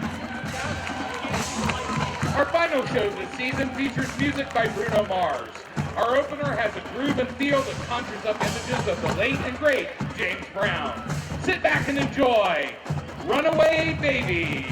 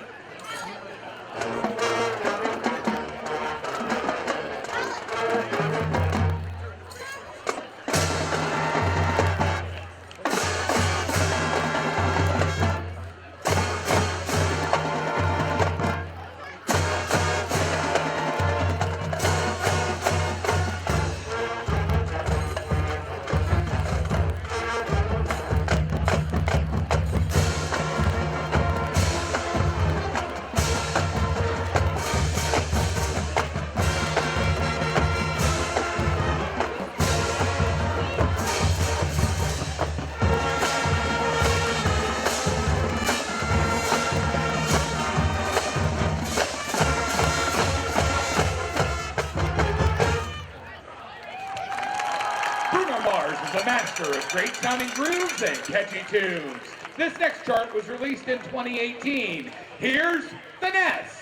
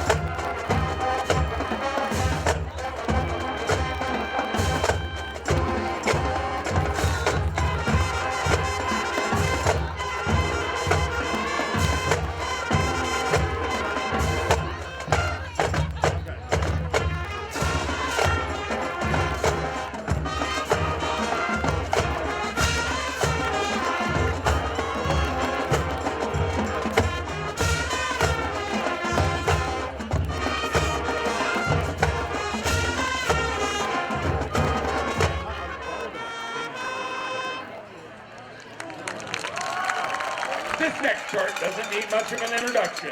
A combination of funk, pop, soul, boogie, and a little bit of disco, this chart will have you dancing in the stands. Here's our rendition of Uptown Funk.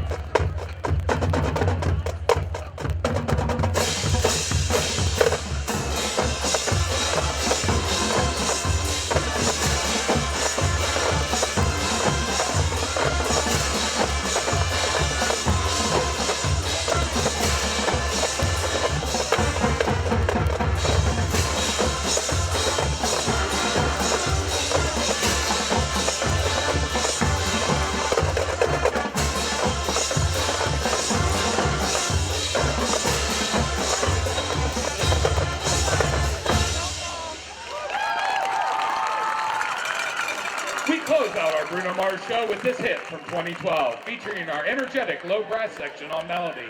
To the class of 2025, congratulations and best wishes on your future endeavors. Now sit back and enjoy Locked Out of Heaven.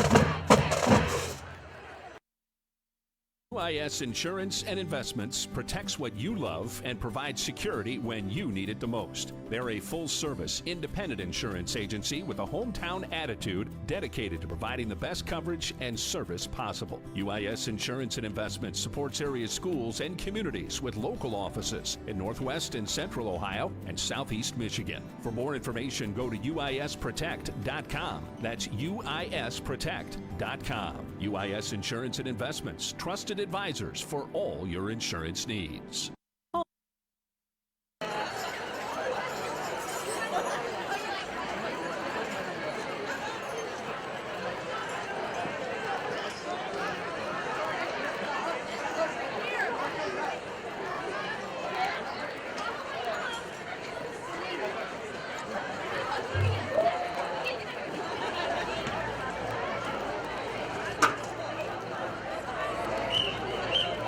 Please welcome to the field the seasoned Centerburg Trojan Pride Marching Band. The band is under the direction of this year's drum majors Tracy Beverly, Victoria Browning, and Dylan Meyer. Tonight the band will be performing their senior show, which was chosen by the seniors for the occasion. Selections will include Starships, made popular by Nicki Minaj, One Republic's Counting Stars, and Katy Perry's Fireworks. This year's graduating seniors are Gabby Bowers, Thomas Schaller, Victoria Browning, Ashley Moore, and Dylan Meyer.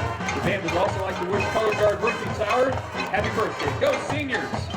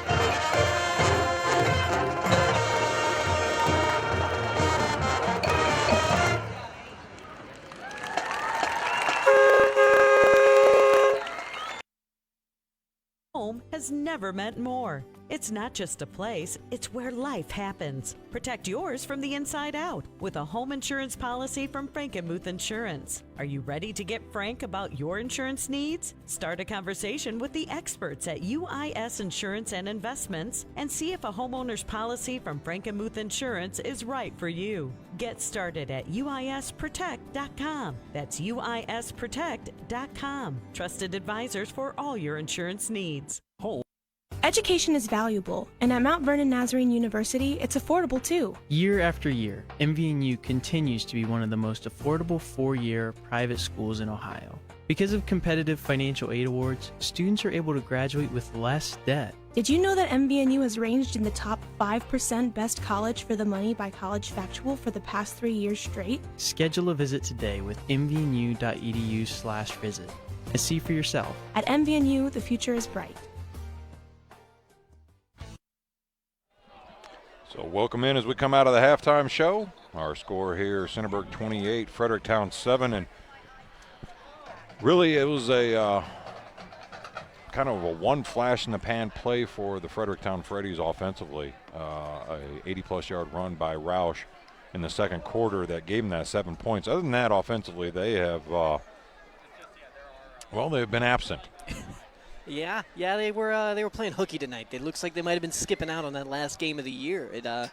Really, the defense seemed to step up in some really crucial moments. I think Roush has been a standout player. I think he's a contender for the Pizza Cottage Player of the Game when you're talking about a team that's down 28-7, and he's really been standout, especially on the lockdown kind of end in the red zone. His defense has been strong, but the offense for the Freddies, it's got to get going in the second half. They start with the ball, but they got to find a way to get some continuity as an offense, kind of get some plays together. On the other side of the ball, you look at it, and, Miles Marshall has done what Miles Marshall does, but they've also brought Chris Marshall in. He got a touchdown. Harris has scored twice. Had a brilliant kick return that was called back on a holding call, but they have been humming on every single cylinder, and as you get ready to approach the postseason, as they say, this is something you got to love as a Trojan fan, to see your offense in this rhythm right now. Oh, absolutely, because you know that your biggest weapon on your offense is Miles Marshall, and you really haven't needed him a ton tonight. He certainly hasn't been the feature guy. Yeah, he's got his touches and all that, but he hasn't really been the standout player tonight. So to be able to have that many weapons heading into the postseason, it's going to be tough for any defense that they go up against. The seeding is going to, play a factor into it a little bit, but really whoever they go up against, they're going to be a tricky team to kind of game plan against because they have so many avenues of approach for how they're going to play their offense. They can get it done on the ground. They can get it done in the air. They just got a lot of ways to go. And if the defense plays like they have the last two games, too, that's going to be a problem because they have a stout defense when they're on their game. Indeed. And talking about having success both in the air and on the ground, Blaine Ball has been a huge piece of that. Not only throwing the ball well tonight, he had a beautiful pass for a touchdown to Harris down the left sideline. He's done a great job of recognizing when the pass isn't maybe there, and instead of trying to force the ball in, just tucking it and running, picking up a key first down there in the second quarter on one of their scoring drives. And, to have a quarterback that's able to do that for you and have that kind of confidence in what he's doing out there is just going to play volumes as they go in to the postseason. Yeah, and when you look at it, though, again, he's only a junior, so you still have another year with Ball, so it makes you kind of wonder, you have Miles Marshall coming back next year. This team's great this year, don't get me wrong, but he's only going to get better, Ball is, as this season goes on and as they get into playoffs and he gets some experience here this year, but next year he could be a major threat as a K-MAC Player of the Year. So Fredericktown will start with the ball here in the second half. They had won the toss, deferred, so Centerburg took the ball. So you got a potential that you can get yourself back within 2 scores. But I would say at this stage, if you can't, might as well go ahead and slowly start packing up the sideline and warming up the bus, because it's almost too much of a hill for you to try to go through the third quarter into the fourth quarter more than 2 scores away. I would say even if you're more than 1 score away, it might even be almost too much of an uphill battle, just the way the offense for the Freddies has had a hard time of being successful tonight. Well, for sure, but part of the tricky part with that too is, again, you have the Freddies that are a 5-4 team. They can lose tonight and maybe still get in, But if they get ransacked here in this second half and they go down by 3 touchdowns, 4 touchdowns, 5 touchdowns, that point factor could play in there, and they might actually drop out of that playoff contention. So they may still have a little bit to play for just because they don't want to let this get too out of hand. But, yeah, the opportunity to win this game is going to kind of be decided, and you feel like the first 4 or 5 minutes of the second half, they got to start off strong. Yeah, and it's going to be interesting to see, Centerburg hasn't shown any sense of, even when they were up big 21-0 in the first, technically it was the second quarter, but it was only like 2 seconds into the second quarter. But even then, you weren't getting any sense that he was going to take the foot off that throttle. So I got a feeling it's going to be full go all night long. Yeah. You're playing a rivalry team, and to know that you knock them out of the playoff not only by beating them but by embarrassing them, yeah, I'm sure they're going to want that on the resume too. So I expect that the Trojans will continue this assault on the end zone that they've been doing all night long, and it'll be interesting to see what adjustments were made. I mean, we have seen it time and time again throughout the season. Coaches can get in the locker room, they can make some adjustments, and you can see a completely different ball game in the second half. So the Masters finally has it teed up as we're going to get ready to start here on our second half. 28-7 is our score. Centerburg on top of Fredericktown as Davis and Roush are back deep to do the return duties.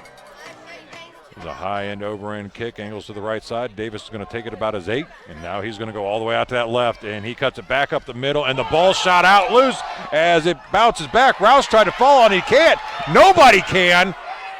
And it goes out of bounds. It went out of bounds, and that should maintain possession for Fredericktown, and it will. Wow. Boy, that ball looked like it was being shot around the field. Yeah, that was a hot potato, man. It was bouncing every which way. It ended up going about 15 yards ahead of where it was. Man, that was close to disaster there for Fredericktown, though. That could have been a massive turn of events. This was a great tackle there by the Trojans. Put his head right on that ball. Shot it out of the arms of Davis. Roush tried to fall on top of it to collect it. It bounced off of him. And then I don't know if somebody kicked it accidentally or what happened, but then that thing shot up in the air. It felt like it was about to come into the stands. And then somehow got pushed and throttled around and went out of bounds at the 28-yard line, and that's where the Freddies will start. Or excuse me, the 26, and that's where the Freddies start. First down, Fredericktown. Freddy's here. You got to find a way to get going on offense here. I think you got to get Roush involved a little bit more. He's been one of the bright sides tonight, and very few that they have.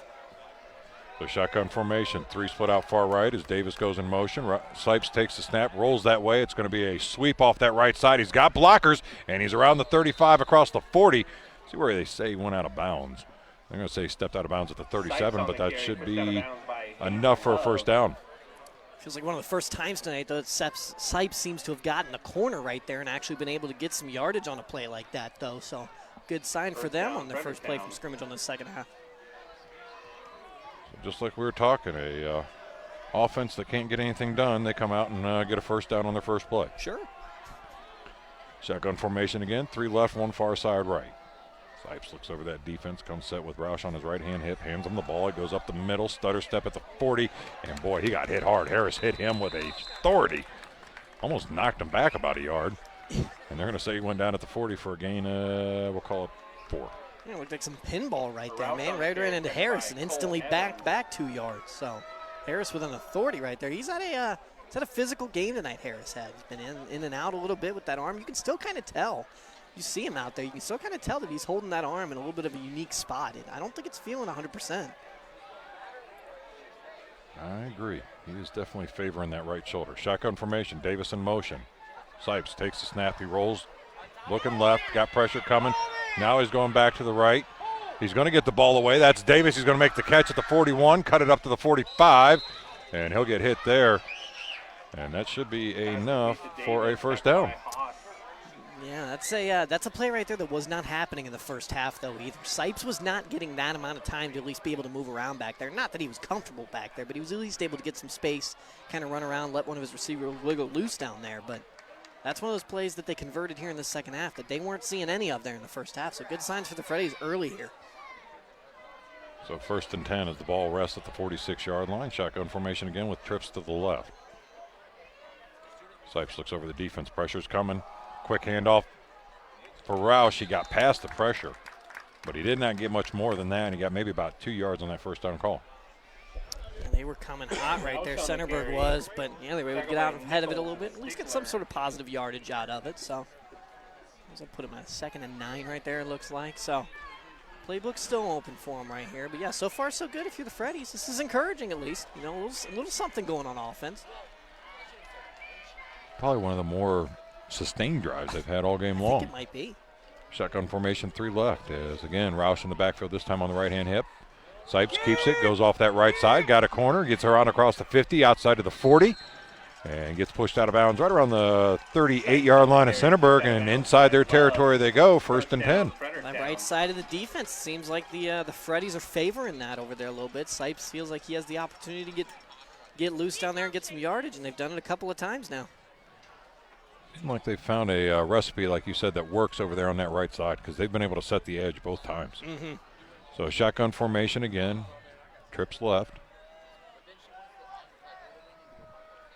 And Sipe takes the snap, fakes the handoff, quick screen to Dawson on that left side. He's got some blockers out to the 35. He goes down right about the 36-yard line. I think he's going to be shy of that 35, a gain of maybe 3.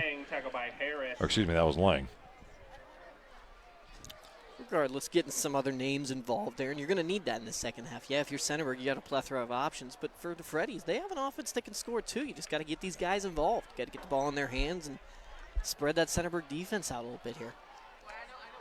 So Davis brings the play in from the sideline as they break huddle. Again, shotgun formation. They'll move the trips over to the right-hand side now. Sipes takes the snap. He rolls. Pressure's coming. He made a man miss. Steps up again. Made another man miss. Cut it back into the middle at the 25. And he goes down right there at the 25. Another first down. And Sipes took the memo to heart and has come out and really kind of put the team on his back here in this drive. There's a guy that I think already has a 300-yard rushing game this season. He looks like he's kind of in that mode here in this second half. If we're going to go down, we're going to go down with a fight, that's for sure. So the ball's at the 22-yard line of Centerburg. 28-7 is our score with 8:40 to go here in the third quarter. Shotgun formation, 2 left, 1 to the right. Sipes turns, hands it off. It's going to be a dive up the middle. Roush is checked out of the game as the backup running back has now come in to do the carrying duties, and that is going to be Kirk Parker. So Parker with a carry of about 5. Now, Parker's similar to Roush. He's got wide shoulders, but he also looks like he's a little bit thicker. Yeah. And a little more of a power run downhill north-south style. Yeah, might be a good answer down here in the red zone. So shotgun formation, 2 left, 2 to the right as Parker's in the backfield on the right-hand hip of Sipes. He's going to fake the handoff, keeps it himself, kicks it to the outside, and he's not able to get anywhere. Has a great job defensively there, just stringing him out, and then Chris Marshall wrapping him up for a loss. Yeah, that was the kind of penetration you were seeing from that Centerburg defense there in the first half. That was a little more reminiscent of that right there. Not much space for Sipes to work with. Crucial 3rd and 5 here, though. Again, we've talked about it, but this is definitely the best drive that the Freddies have had tonight. That one score that they do have was just kind of on a quick hit, but it'd be tough to go all the way down on this drive and not, get some sort of points out of it. So 3rd down, calls it 5. Got to get to about the 12 to get a first down. Shotgun formation. Sipes hands off. Parker tried to cut again, losing his footing on that cut and gets nowhere. And they're going to make a 4th down. They'll say he got about a yard, so 4th and we'll call it 4. Yeah, most crucial play of the game, I would say, here for the Freddies thus far. It's going to be a devastating drive to not get anything out of right here after you burnt some clock down like this. You've eaten up, well, yeah, I mean, sorry, I didn't mean to step on you there, but you've eaten up almost half the third quarter here on this one drive. Problem is you got to do 3 more times once you get in. Sipe takes the snap. Roush is back in the game. He fakes the run. Now he's looking for a receiver. Drops back deeper. He finally has somebody in the corner. Is it caught? No, it is not. It was Toombs, it looked like, and he was with Harris. And they're saying he was not able to catch it, so it is going to be a turnover on downs. And again, you took all that time, and this is what we saw in the first half. Somewhere around that 20-yard line, that offense just really struggled to find its way to get in the house. Yeah, it seems like both defenses tonight have really turned things up when they're inside their 10, 15, 20-yard line right there. But, yeah, that's a tough one if you're the Freddies right there because you really felt like that offense for the first time tonight had some sort of continuity, had some things that were working, and then all of a sudden you get into the tighter end of the field, and Centerburg just locks down like they did in the first half. So they'll start 1st and 10 at their own 17 as ball comes out, shotgun formation, 3 left, 1 to the near side right. Man in motion is going to be Chris Marshall from left to right. Ball takes a snap, hands it off. That's going to be Miles Marshall on the carry. He's going to go off that right side, and he's got nowhere to go. Good job defensively there by the Freddies of closing that gap quickly along the defensive line. I have a feeling we're going to see a pretty big dose of him up here. 3 touchdowns in the second half. They're going to be burning as much clock as they can to try and get this game over with as soon as possible, but he's a weapon anytime he has the ball in his hands. So just because they're running with him doesn't mean that we're not in store for plenty more points. Again, shotgun formation, 3 left, 1 near side right, as Marshall now goes on the right-hand side of ball. Pressure coming off that right side from the defense. Takes snap, quick hitter, pass route to the outside, and incomplete as they were trying to hook up with a little hook route to Gribben and fell it probably about 2 yards short. Yeah, just short-armed it a little bit right there. I think he felt a little bit rushed back there, wanted to try and get it out as quick as he could, but short-armed it a little bit right there. Now you find yourself in a 3rd and 9 with a big defensive stand here for the Freddies if they can make it. So the Trojans slowly walk to the line of scrimmage, looking to get themselves set. Finally do. Trips left, one side right, as Marshall's in the backfield, now goes in motion out of the backfield and ball's all alone.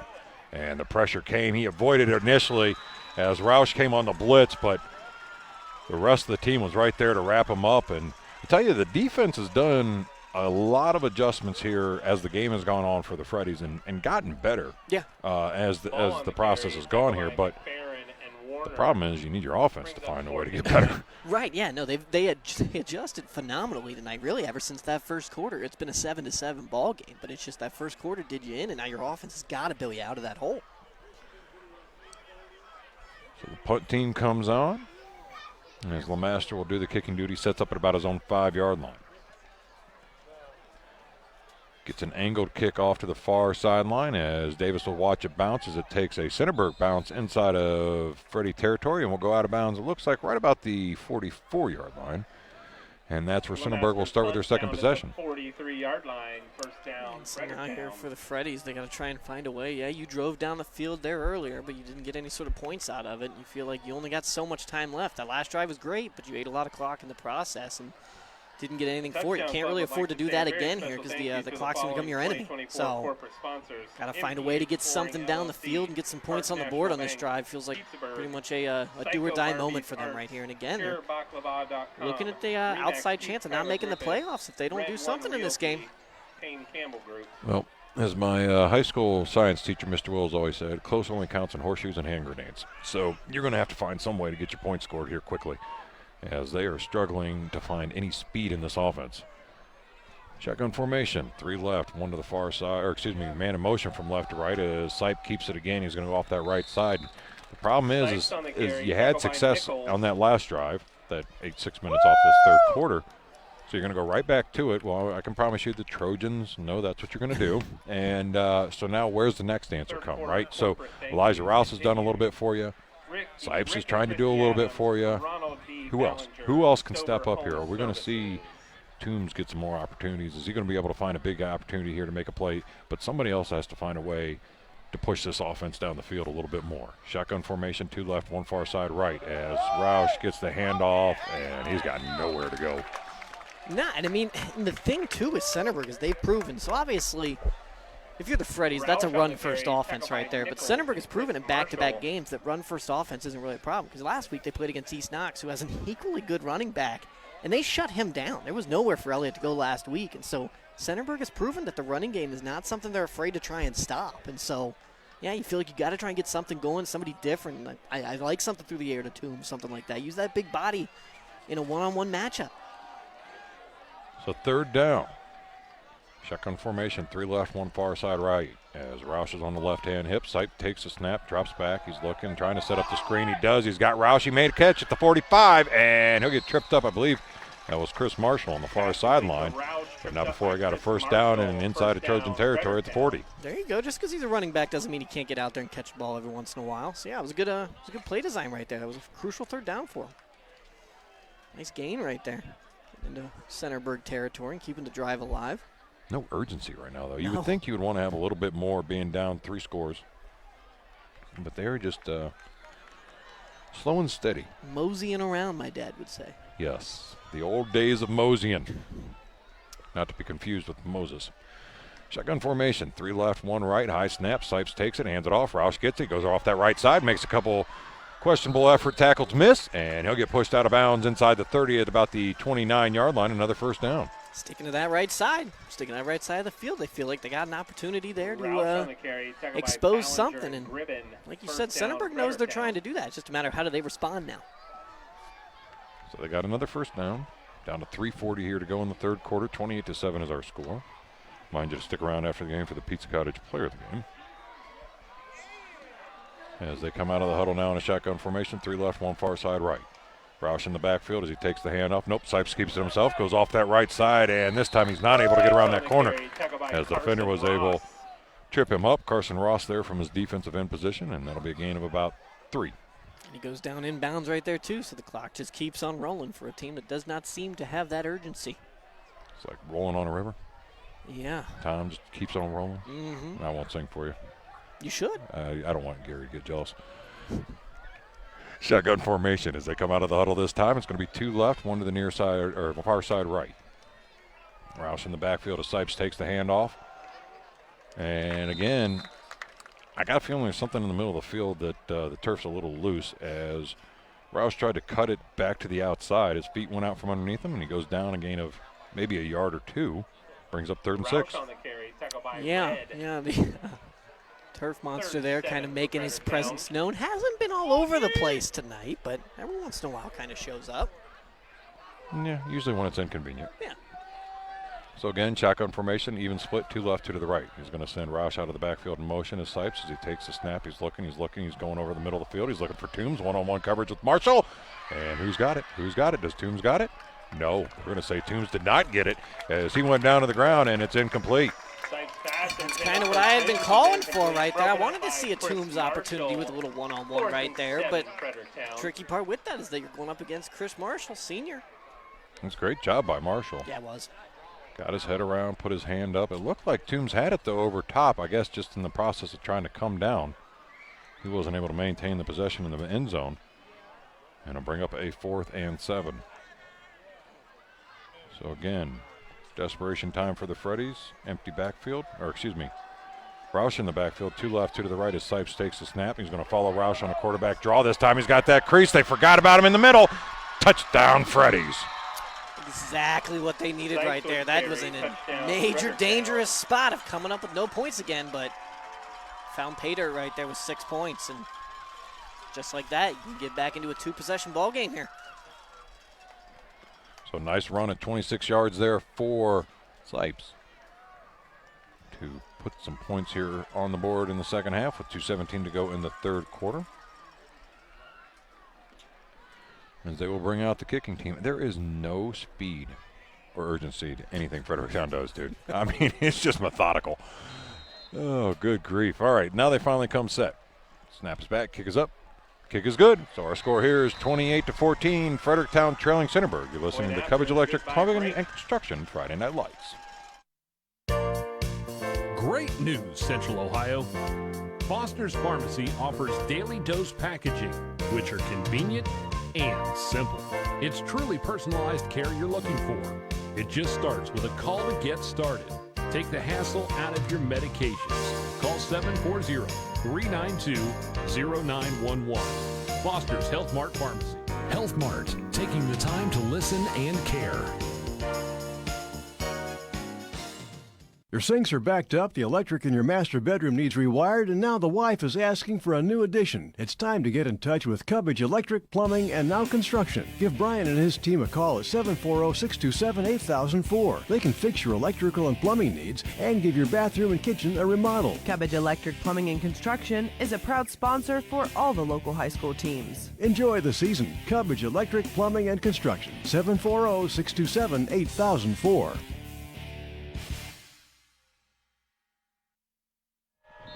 As we come back, our score here, 28-14, Centerburg on top. As Fredericktown kicks it off, and Harris takes it at his 20. And he's going to get across the 30. He's going to spin out of a tackle at the 30. He's going to stiff arm out of a tackle at the 32. And eventually he finally falls down, but a nice return there to start, 1st and 10 at the 33-yard line. Good field position there for the Trojans to start off with. And if you watch this, you got to be careful because, the Freddies haven't had much going on tonight, but all of a sudden they've pulled this back into a two-possession ball game. Big turnover, something like that could really change the complexion of this game. So if you're the Trojans, you got to make sure that you're keeping your head a swivel here. You really need to get some more points on the board and kind of extend that lead back out a little bit. Need to get a little more fire on that offense. They've kind of gone a little vanilla with their flavoring, where in the first quarter they were spicing it up all over the place. Empty backfield. Miles in motion from right to left. They're going to fake it to him on the jet sweep. Ball's going to keep it himself. Drop his shoulder across the 35. And he'll go down in a pile there at about the 37-yard line and bring up a second down. Yeah, it does kind of feel like a little bit of that fire has kind of been taken out of that offense. They started out, kind of shot out of a cannon, same way as they did last week against East Knox. But, as the game kind of progressively goes on, that offense kind of slows down. And really, you look at it after that first quarter, it's a 14-7 ball game for the Freddies. So you got to be careful here for the Trojans.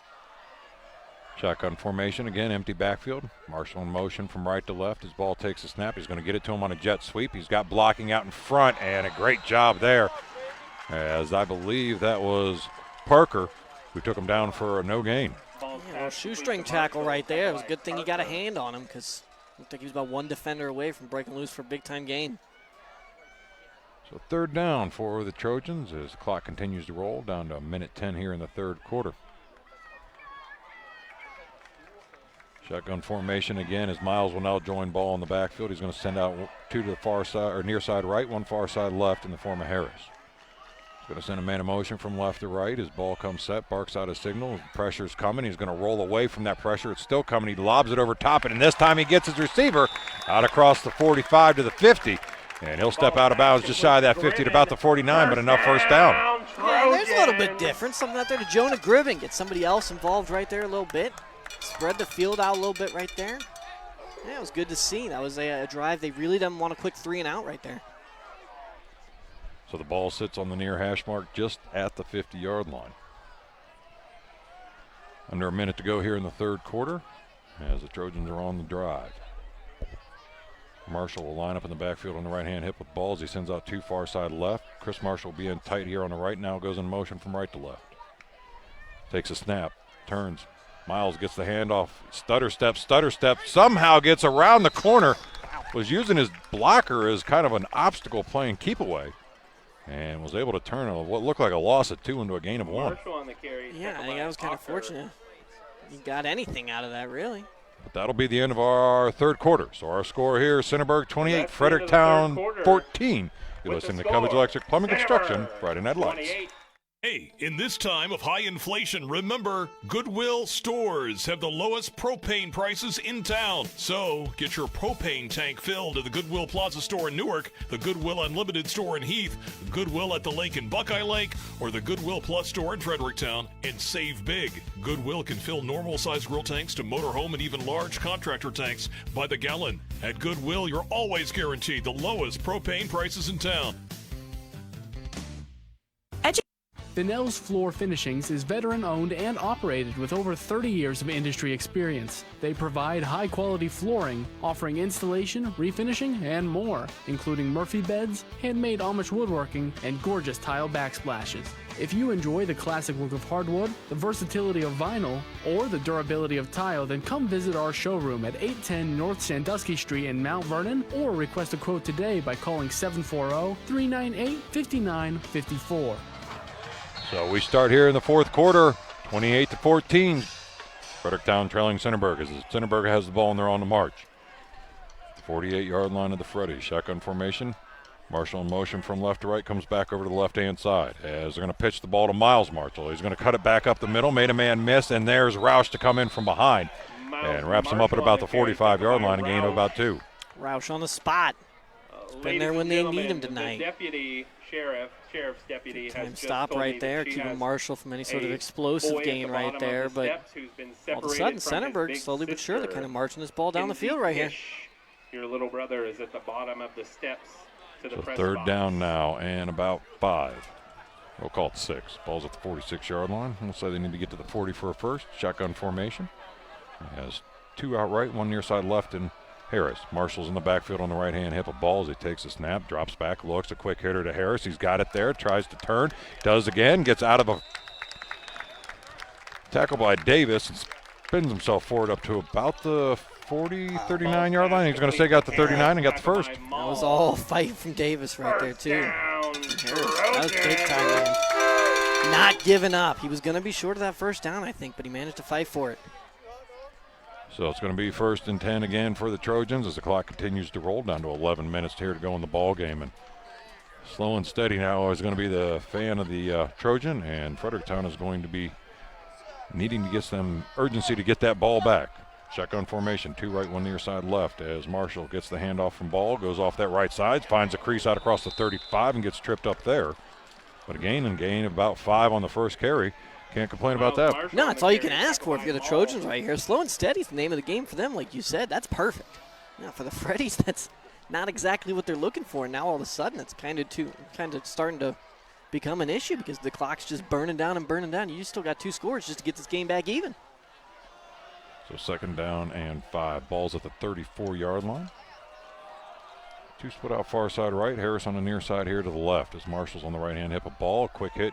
Stay a route to Harris, gets it, stutter steps, made a man miss out across the 30, and he'll go down right about the 26, 27-yard line. And again, does an excellent job always making that first defender miss.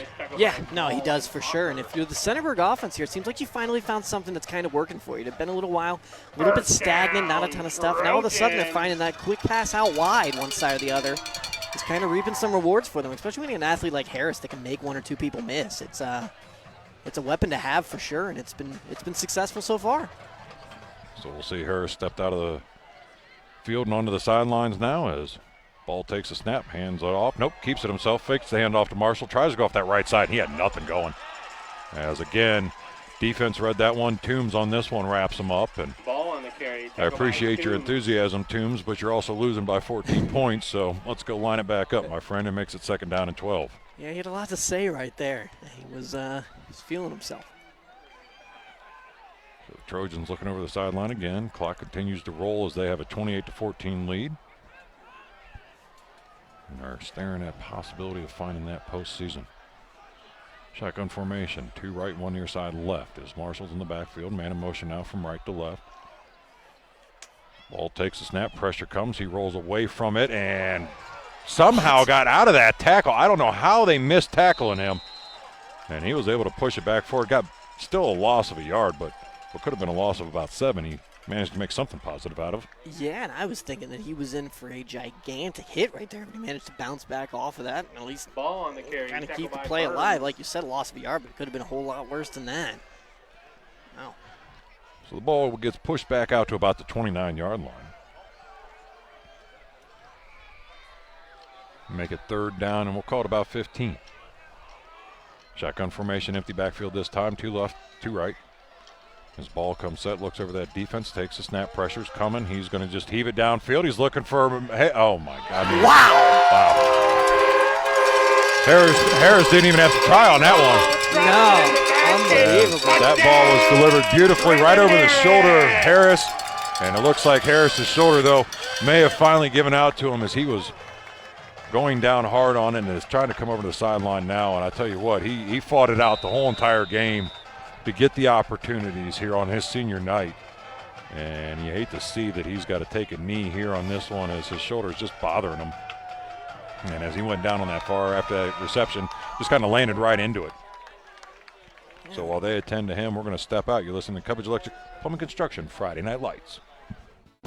Miller Electrical Solutions is your local electrical service provider for residential, commercial, and industrial needs. Did you know they also provide home service upgrades as well as home standby generator installs and annual maintenance? For your free estimate or for true 24/7 service, call 740-504-2004. That's Miller Electrical Solutions, providing Knox and surrounding counties with electrical professionalism. Call 740-507-2004.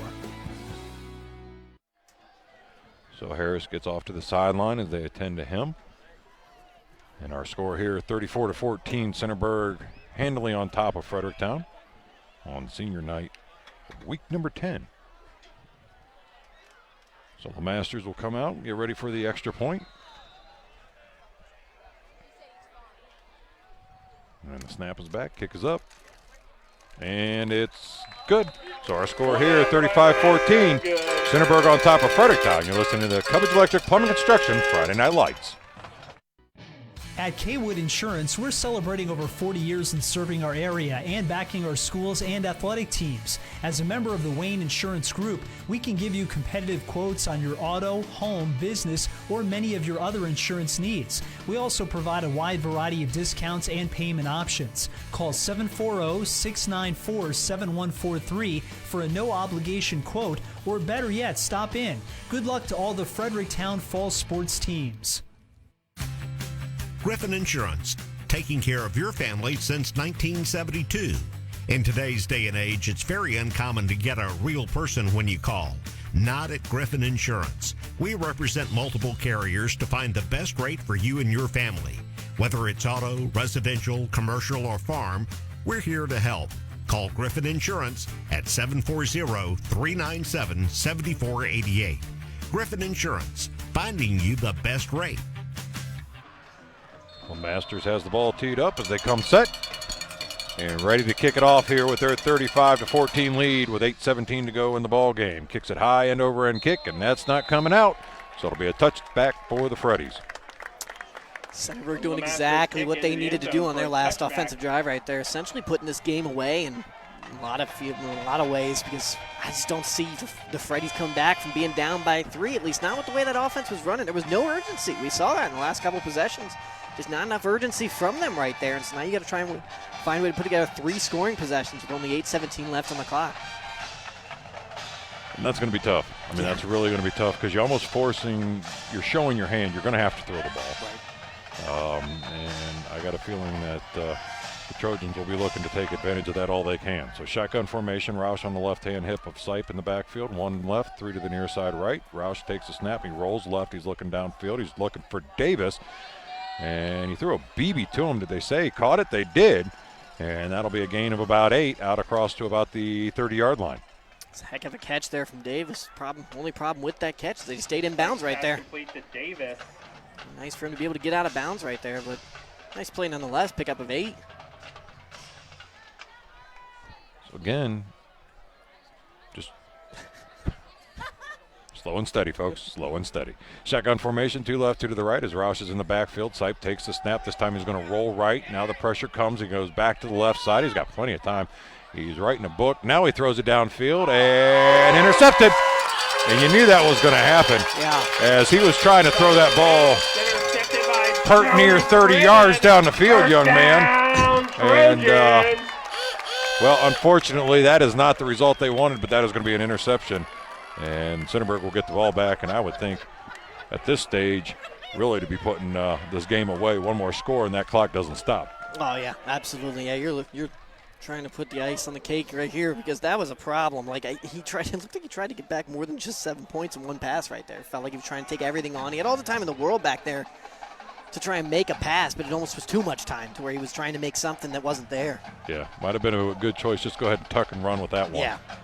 Get your first down and move on to the next play. But nonetheless, the poor young man has to live with that result, and it's going to be 1st and 10 for the Trojans at their own 41-yard line. Shotgun formation, empty backfield as Chris Marshall now goes in motion from left to right. Fakes the handoff to him, does ball, and there's the pressure again, and Roush again. I tell you what, you would think if you're on the offensive line, you would say, hey, see that white jersey number 4? We got to find a way to stop him because he has been an absolute terror in that backfield all game long. Yeah, no, he's been one of the more remarkable players in this game on either side of the field right there. It's just he's been a menace for them, and it's been they really haven't found an answer so far tonight. The score hasn't been impacted by it enough, but haven't really found an answer yet. Just like you two, still haven't found what I'm looking for. Shotgun formation as ball takes a snap, hands it off. Marshall stutter steps, makes one man miss, made another man miss, made a third man miss, made a fourth man miss. Down the sideline he goes to the 40, and he'll get ran out of bounds at about the 30-yard line. And like most of my puns and jokes that missed, there was not one tackler for Fredericktown that could bring him down. No, yeah, they looked like a bunch of those inflatable guys out in front of the car dealership trying to get that tackle to go down right there, and just nothing was going. I like the visual you gave us, folks. I'm sorry you weren't here to see this, but the waving arm man that Austin just dropped for us right now Might be Emmy worthy. Definitely Oscar, but might even be Emmy. So it's going to be 1st and 10. Trojans are going to have it inside of Freddy territory at the 30-yard line. Pistol formation. Marshall will be behind balls, one left, one right. Takes the snap, pressure comes, turns, hands it off. Marshall has it, and there's Roush once again on cue. Yeah, no quitting that young man right there, though. He's going to fight until the very end in this game. Yeah, he's been, like you said, him and Sipes have been kind of about the only really bright point all game long. Yep.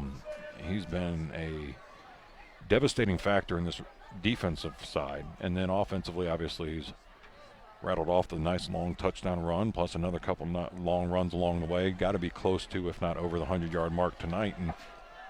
But unfortunately, his teammates just haven't been there with him, and that's why they find this hole 35-14.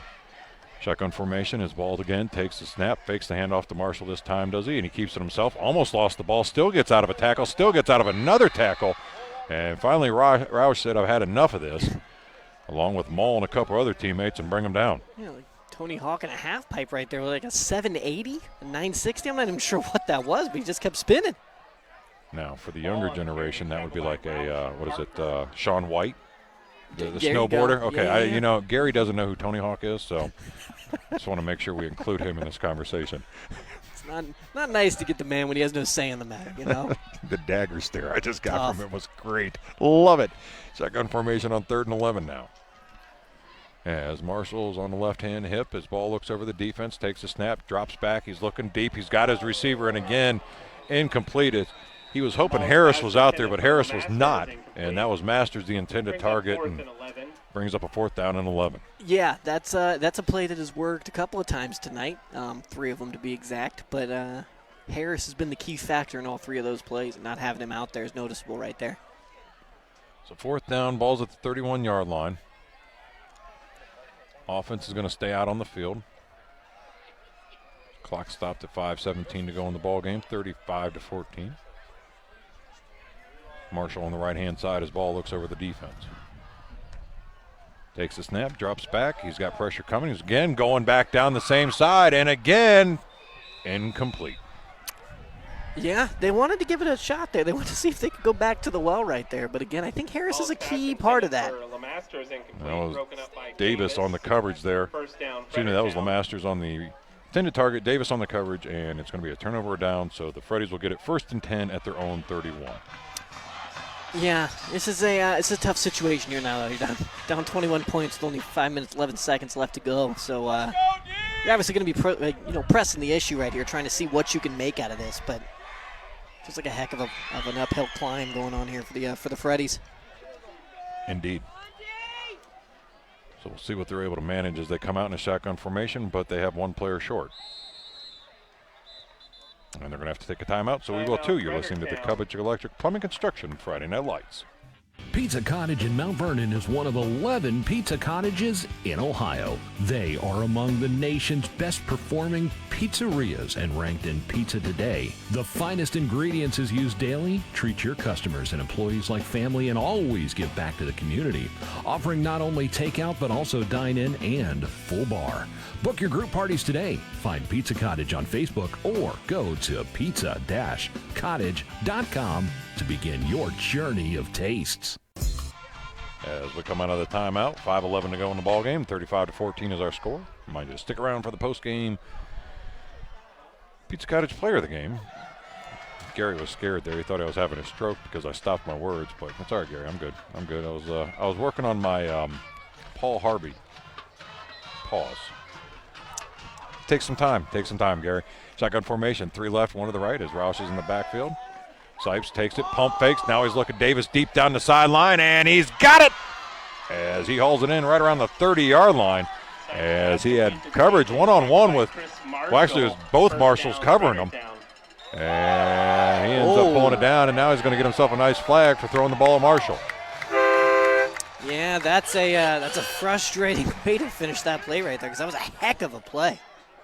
But unneeded there towards the end. You got what you needed. Yeah.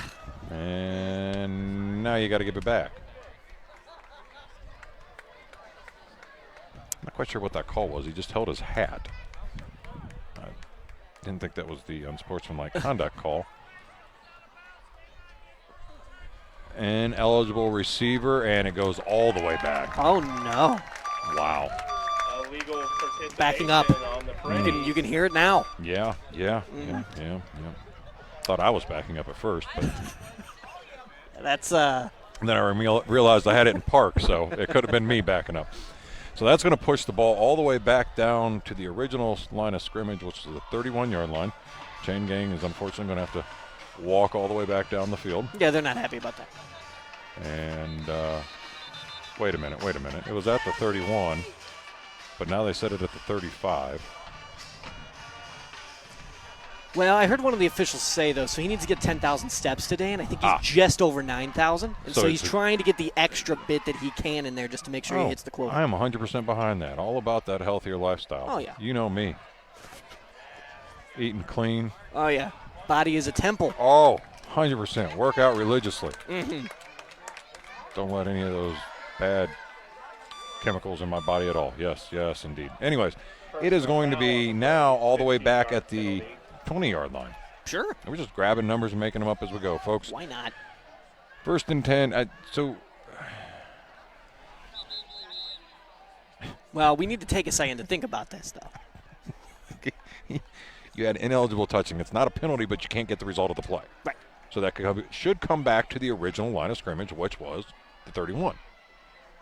Why we went back to the 20, I have no idea, because technically that penalty should not happen then, because that play was not an eligible play for that penalty to happen. But I don't know. We'll see what they come up here. And that's, I think, what Fredericktown's coach is trying to figure out is how do I lose yards? How do I lose yards on a play that never technically happened? It's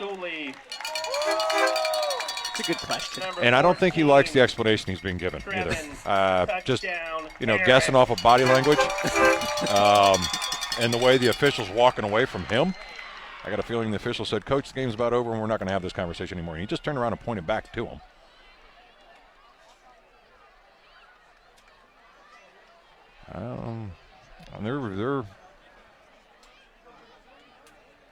So now we're moving back to the, 31? Sure. Okay, so they're going to give them the 31 as the original line of scrimmage. They're going to assess the penalty and push them all the way back to the 20. So I guess that's what you got, is a 1st and 20 at the 20. After all of that, simple enough. If you had that on your bingo card, you're a winner. Yeah. Please stop by the station to pick up your prize. It'll be a nothing. Gary will hand it to you personally. Yes, he will hand you a big wad of nothing. In an envelope, though, so it'll look like it's discreet. It'll look like something. Yeah, so you'll think it's something, but in the end. Is the stamp included? No stamp. Okay. Nope. Just got a manila envelope. So all that is for a 1st and 25. Shotgun formation. 3 left, 1 to the right as Sipes takes a snap, finds Toombs. Defender fell over. Toombs keeps it himself out across the 30. We'll get you back to the original line of scrimmage. And no more. A little positive something for them, for the Freddies. This has been a frustrating sequence of events for them in the last few minutes, though. They thought they had a big play to kind of get that offense rolling, and then all of a sudden it gets marched back, and then what felt like 2 or 3 timeouts worth of time kind of deciding everything really might have killed any of that momentum that play might have created. So now again, they are removing players from the field. Toombs has gone off. Chris Marshall has gone off. Didn't get an explanation why. And now we're back to playing. As the late receiver comes in for Freddy's. 3 right, 1 to the left. Parker's in the backfield as Sipes takes a snap, tries to step up, and he'll go down. You better stop tackling him. There it is. Yeah, saw it coming. Yeah, saw that one coming. Tackled by Red. Yeah, a little unnecessary Penalty there. markers on the play. Kind of like a warning sign on a hot cup of coffee. It's unnecessary, but there it is. And that is going to be a huge penalty. It's going to give them a free 1st down. It's going to keep this drive alive. And I, at some point, expect Falcor and Atreyu to show up in this never-ending story. Exactly. There you go. Yeah, this has been a sloppy couple minutes, really, for both teams right here. I think we have taken more time for this last 4 minutes of game action than we took for the whole third quarter. Yeah. So that, okay, so you have a roughing the passer penalty. Are you telling me they don't get the first down? I'm sorry, folks. I apparently didn't get the updated rule book. And so I'm just going to sit here and wait for them to figure this out. Okay, so roughing the penalty, and it's now 2nd and 1. There we go. Shotgun formation, 1 left, 3 to the right. As Sipes takes the snap, Parker in the backfield, gives him time. He's looking, he's still got time. And now that time is gone as he just winged it down the sideline. And incomplete.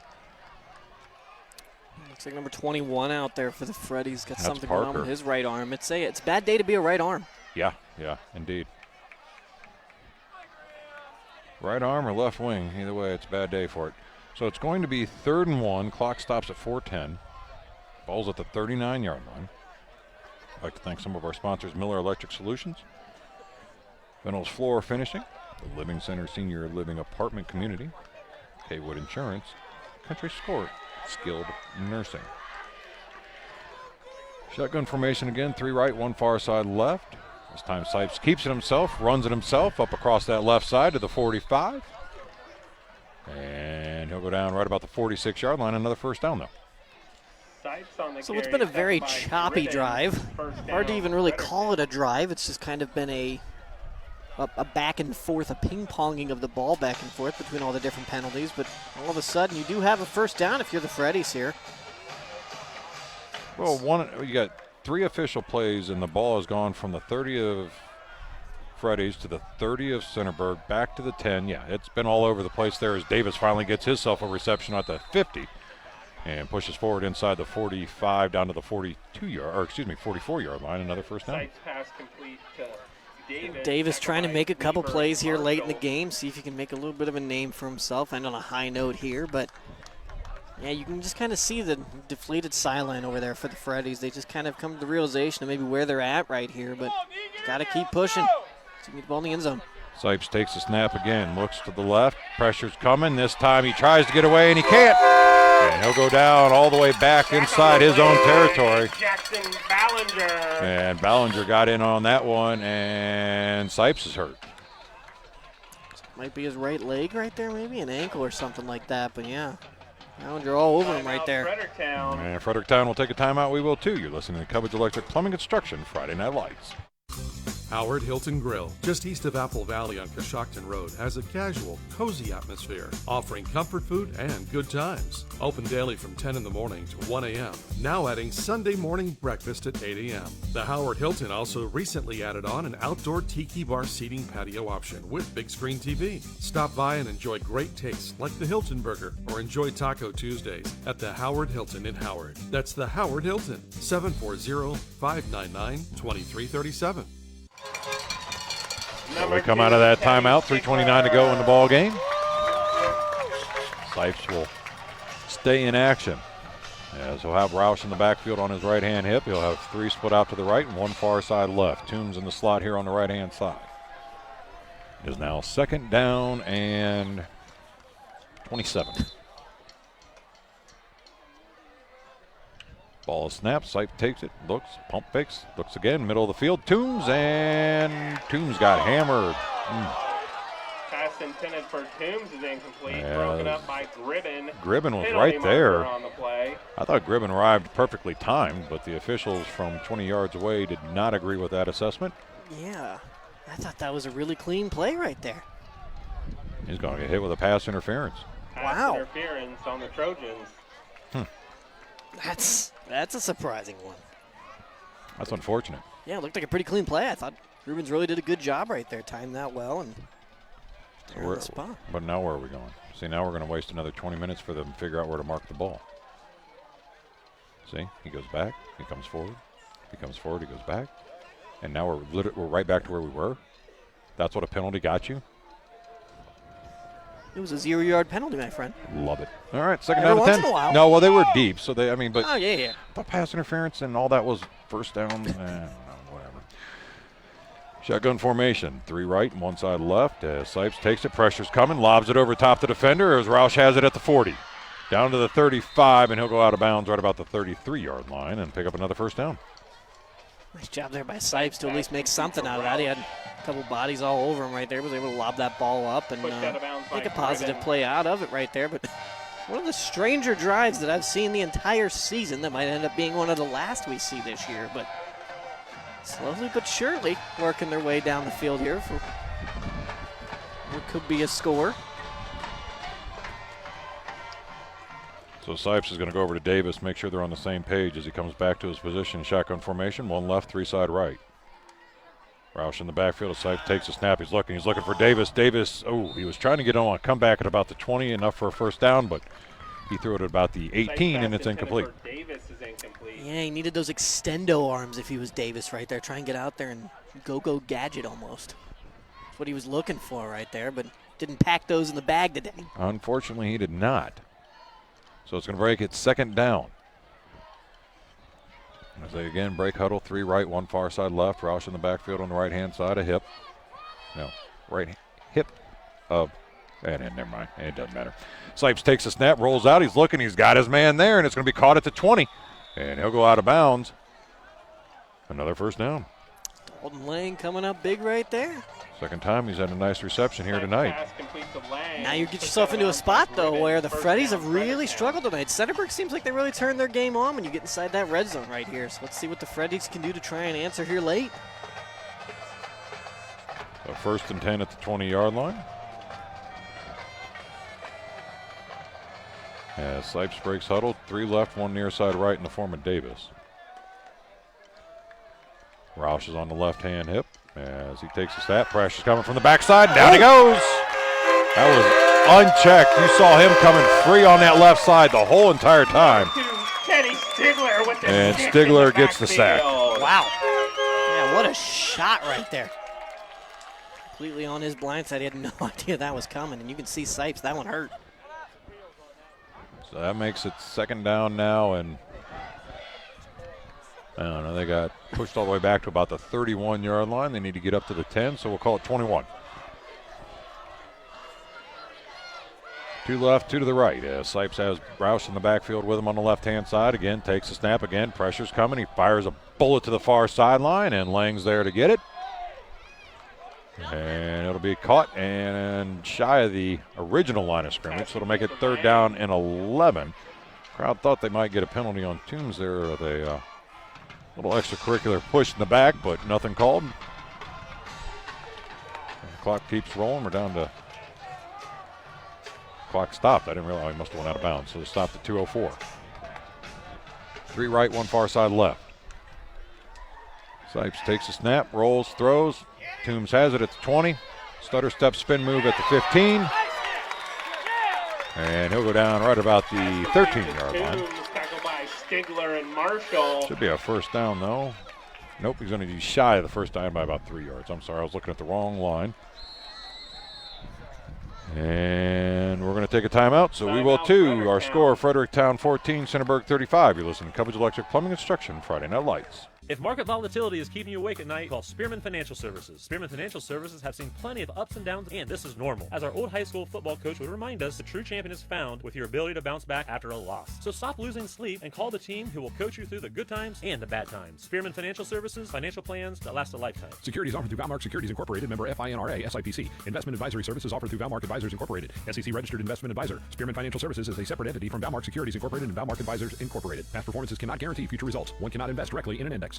We come back out of the timeout. Again, our score, Centerburg 35, Fredericktown 14.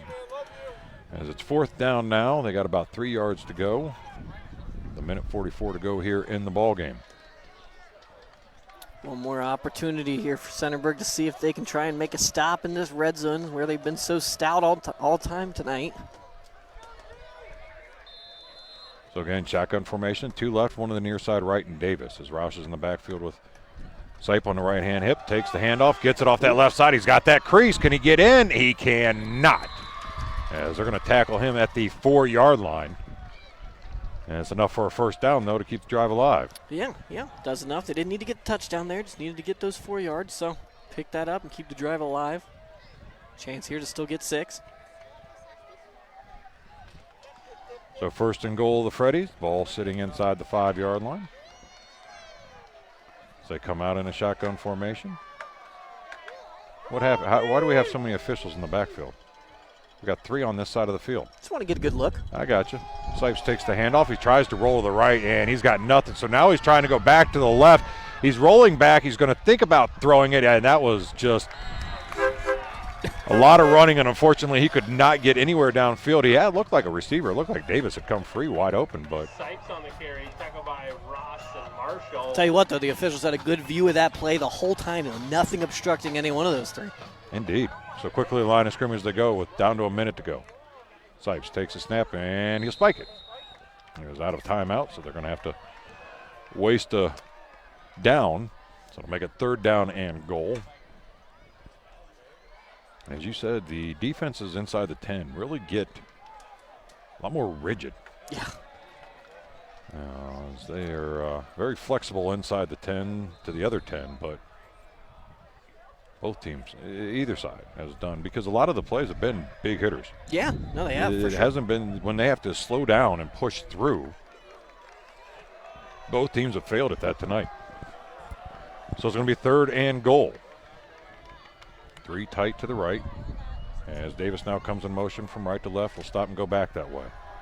Sipes is looking. He's rolling. He's going to look. And is it Roush? It is. And did he get it? He did. Touchdown, Freddies.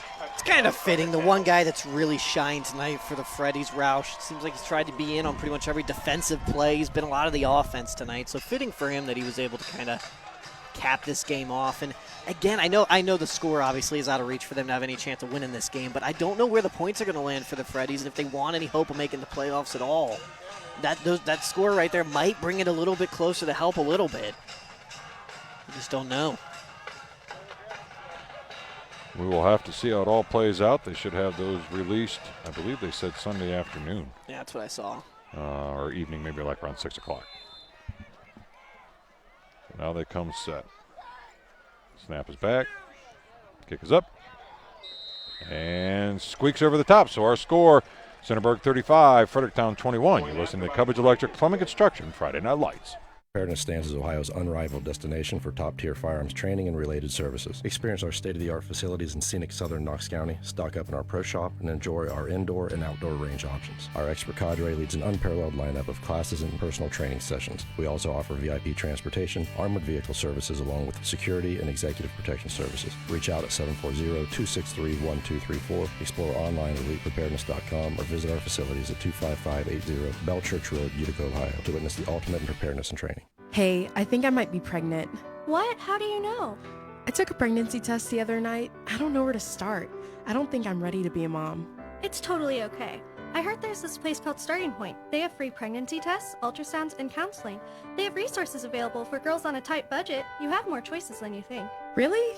I don't know. If my parents find out, they'll kill me. Don't worry, girl. Everything is confidential and judgment-free. How do I make an appointment? Just visit knoxstartingpoint.com to schedule your free appointment today. So welcome in after that touchdown score by the Freddies that made it 35-21 with 51 seconds to go here in the ballgame. Freddies are going to try for an onside kick. Guess you might as well, right? And why not? So we will see here what they come up with as they got the ball teed up right in the middle of the field. Kicker approaches it, and he's just going to go ahead and set it downfield, and it's going to bounce to 20 and take a bounce down to 15. Miles Marshall needs to realize he's got to pick that up, and he does, and then he will down it there. So Centerburg will have the ball, probably have to take 2 knees, maybe 3, and they will be able to walk out of here victorious. Yeah, really liked what you saw. If you were a fan of Centerburg tonight, you were really happy with the way this team came out. That's 2 weeks in a row that they've started off strong. They've started off that first quarter with 2-3 scores. So big answer for them tonight in a big rivalry game, in a game where they're worried about not only trying to get into the playoffs, but maybe some seeding in it as well.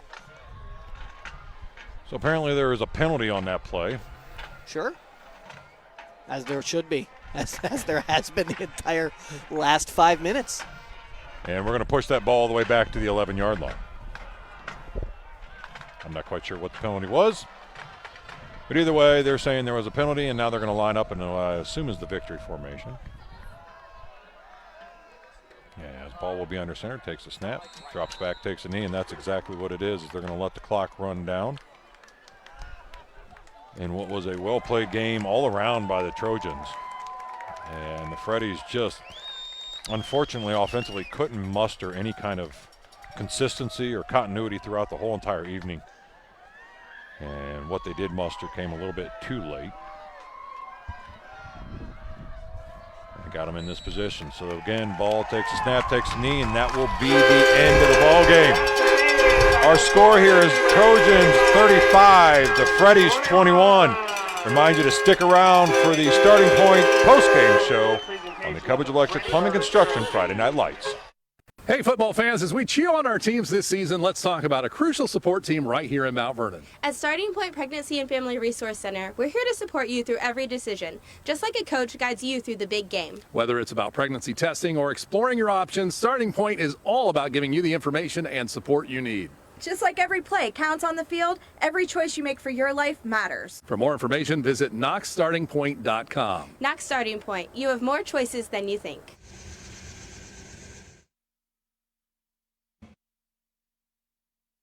Country Court Skilled Nursing and Rehabilitation Center lets you experience the heart of caring with skilled nursing and therapy for after surgery. We also provide outpatient therapy for those able to return home. Give us a call at 740-397-4125. Visit us at 1076 Coshocton Avenue, countrycourt.com, and find us on social media. Country Court's residents and staff wish all of the area student athletes the best of luck this season. Country Court is a Levering Management skilled nursing center. At the Living Center in Mount Vernon, we provide active, carefree, and secure senior living. Our on-site restaurant and salon mean no more battling Mother Nature to enjoy a meal and feel and look good. Give us a call at 740-397-3897, visit us at thelivingcenter.net, or at 201 North Main Street in Mount Vernon and find us on social media. Everyone at the Living Center wishes all of the area student athletes the best of luck this season. The Living Center is a Levering Management senior apartment community. Avita Orthopedics and Sports Medicine is proud to care for area athletes. Fellowship trained in complex knee and shoulder surgery, orthopedic surgeon Dr. Kyle Randall and sports medicine physician Dr. Jeremy Ream provide comprehensive sports medicine and orthopedic care for athletes, weekend warriors, and anyone who wants to get back on their feet, from strains and sprains to ACL and shoulder reconstruction. Avita has the experts you need. Call 419-709-8645. And welcome into the Starting Point post-game show. Again, our final here, Centerburg 35, Fredericktown 21. And, you know, Austin, you saw right there, if you were watching on the feed online, they presented the Freddie Berg Trophy to the winning team's bank, I believe, is the one that's going to house it. They were saying it's going to be in the Park National Bank here in Centerburg. And that is a cool thing to see as a high school player in this kind of rivalry, a nice little trophy to walk around town with and be able to point saying, yeah, we were involved in getting that. No, absolutely. Yeah, it helps a little bit those bragging rights. Not only do you know you beat your team, and especially for these seniors, you got to think about them too. They're going to go off forever knowing that they beat their rivals in their last opportunity if you're a Centerburg senior. So you're definitely happy about that. Speaking of being happy, if you're Centerburg, you got to be happy about a lot of things. I mean, Sure. That offense tonight just looked absolutely phenomenal. As you were watching, Miles Marshall was playing phenomenal, as he always does. Touchdown by Chris Marshall again. Ball was just all over it, both running and throwing. Harris had some huge catches in the passing game before his shoulder took him out in the fourth quarter. A couple good punt returns, a great kick return that got called back, unfortunately, on a hold.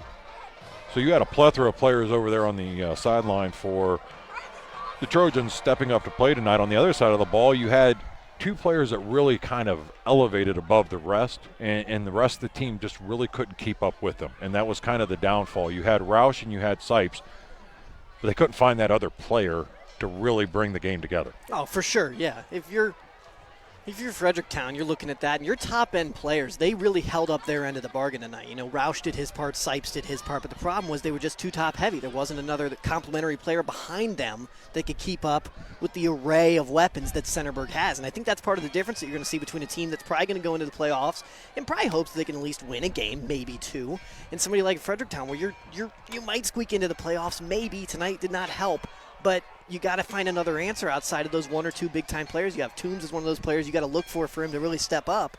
And tonight, he just didn't have a ton of opportunities for it. But for Centerburg, you got to be feeling great about how you're sitting heading into the playoffs right now. Indeed, and everything they did tonight is all building blocks you could roll into the playoffs on all positive notes. There were some small, minor adjustments that we'll look at the film and they'll want to make on.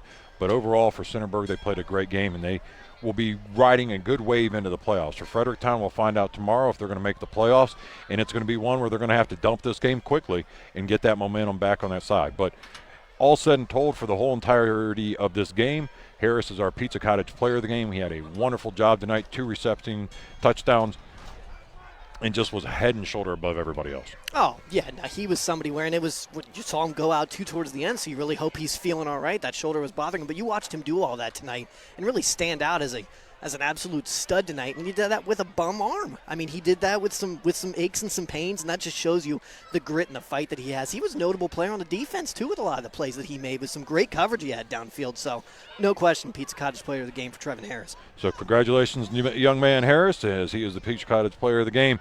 And we will have high school football playoff coverage next week, as you can stay tuned to WNBO.com on our Facebook page as well and find out where we will be. So for bringing you all of the wonderful visuals online, Delaney Kerstetter, for spinning all the knobs down here and making you hear my terrible voice all night, Gary Carter, for Austin Maurice, who's been a fan of mine ever since he heard me talk. I'm Kyle Kerstetter. Have a great week and God bless. Great news, Central Ohio.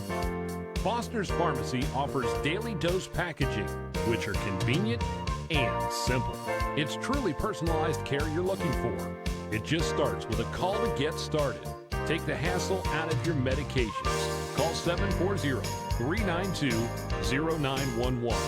Foster's Health Mart Pharmacy. Health Mart, taking the time to listen and care.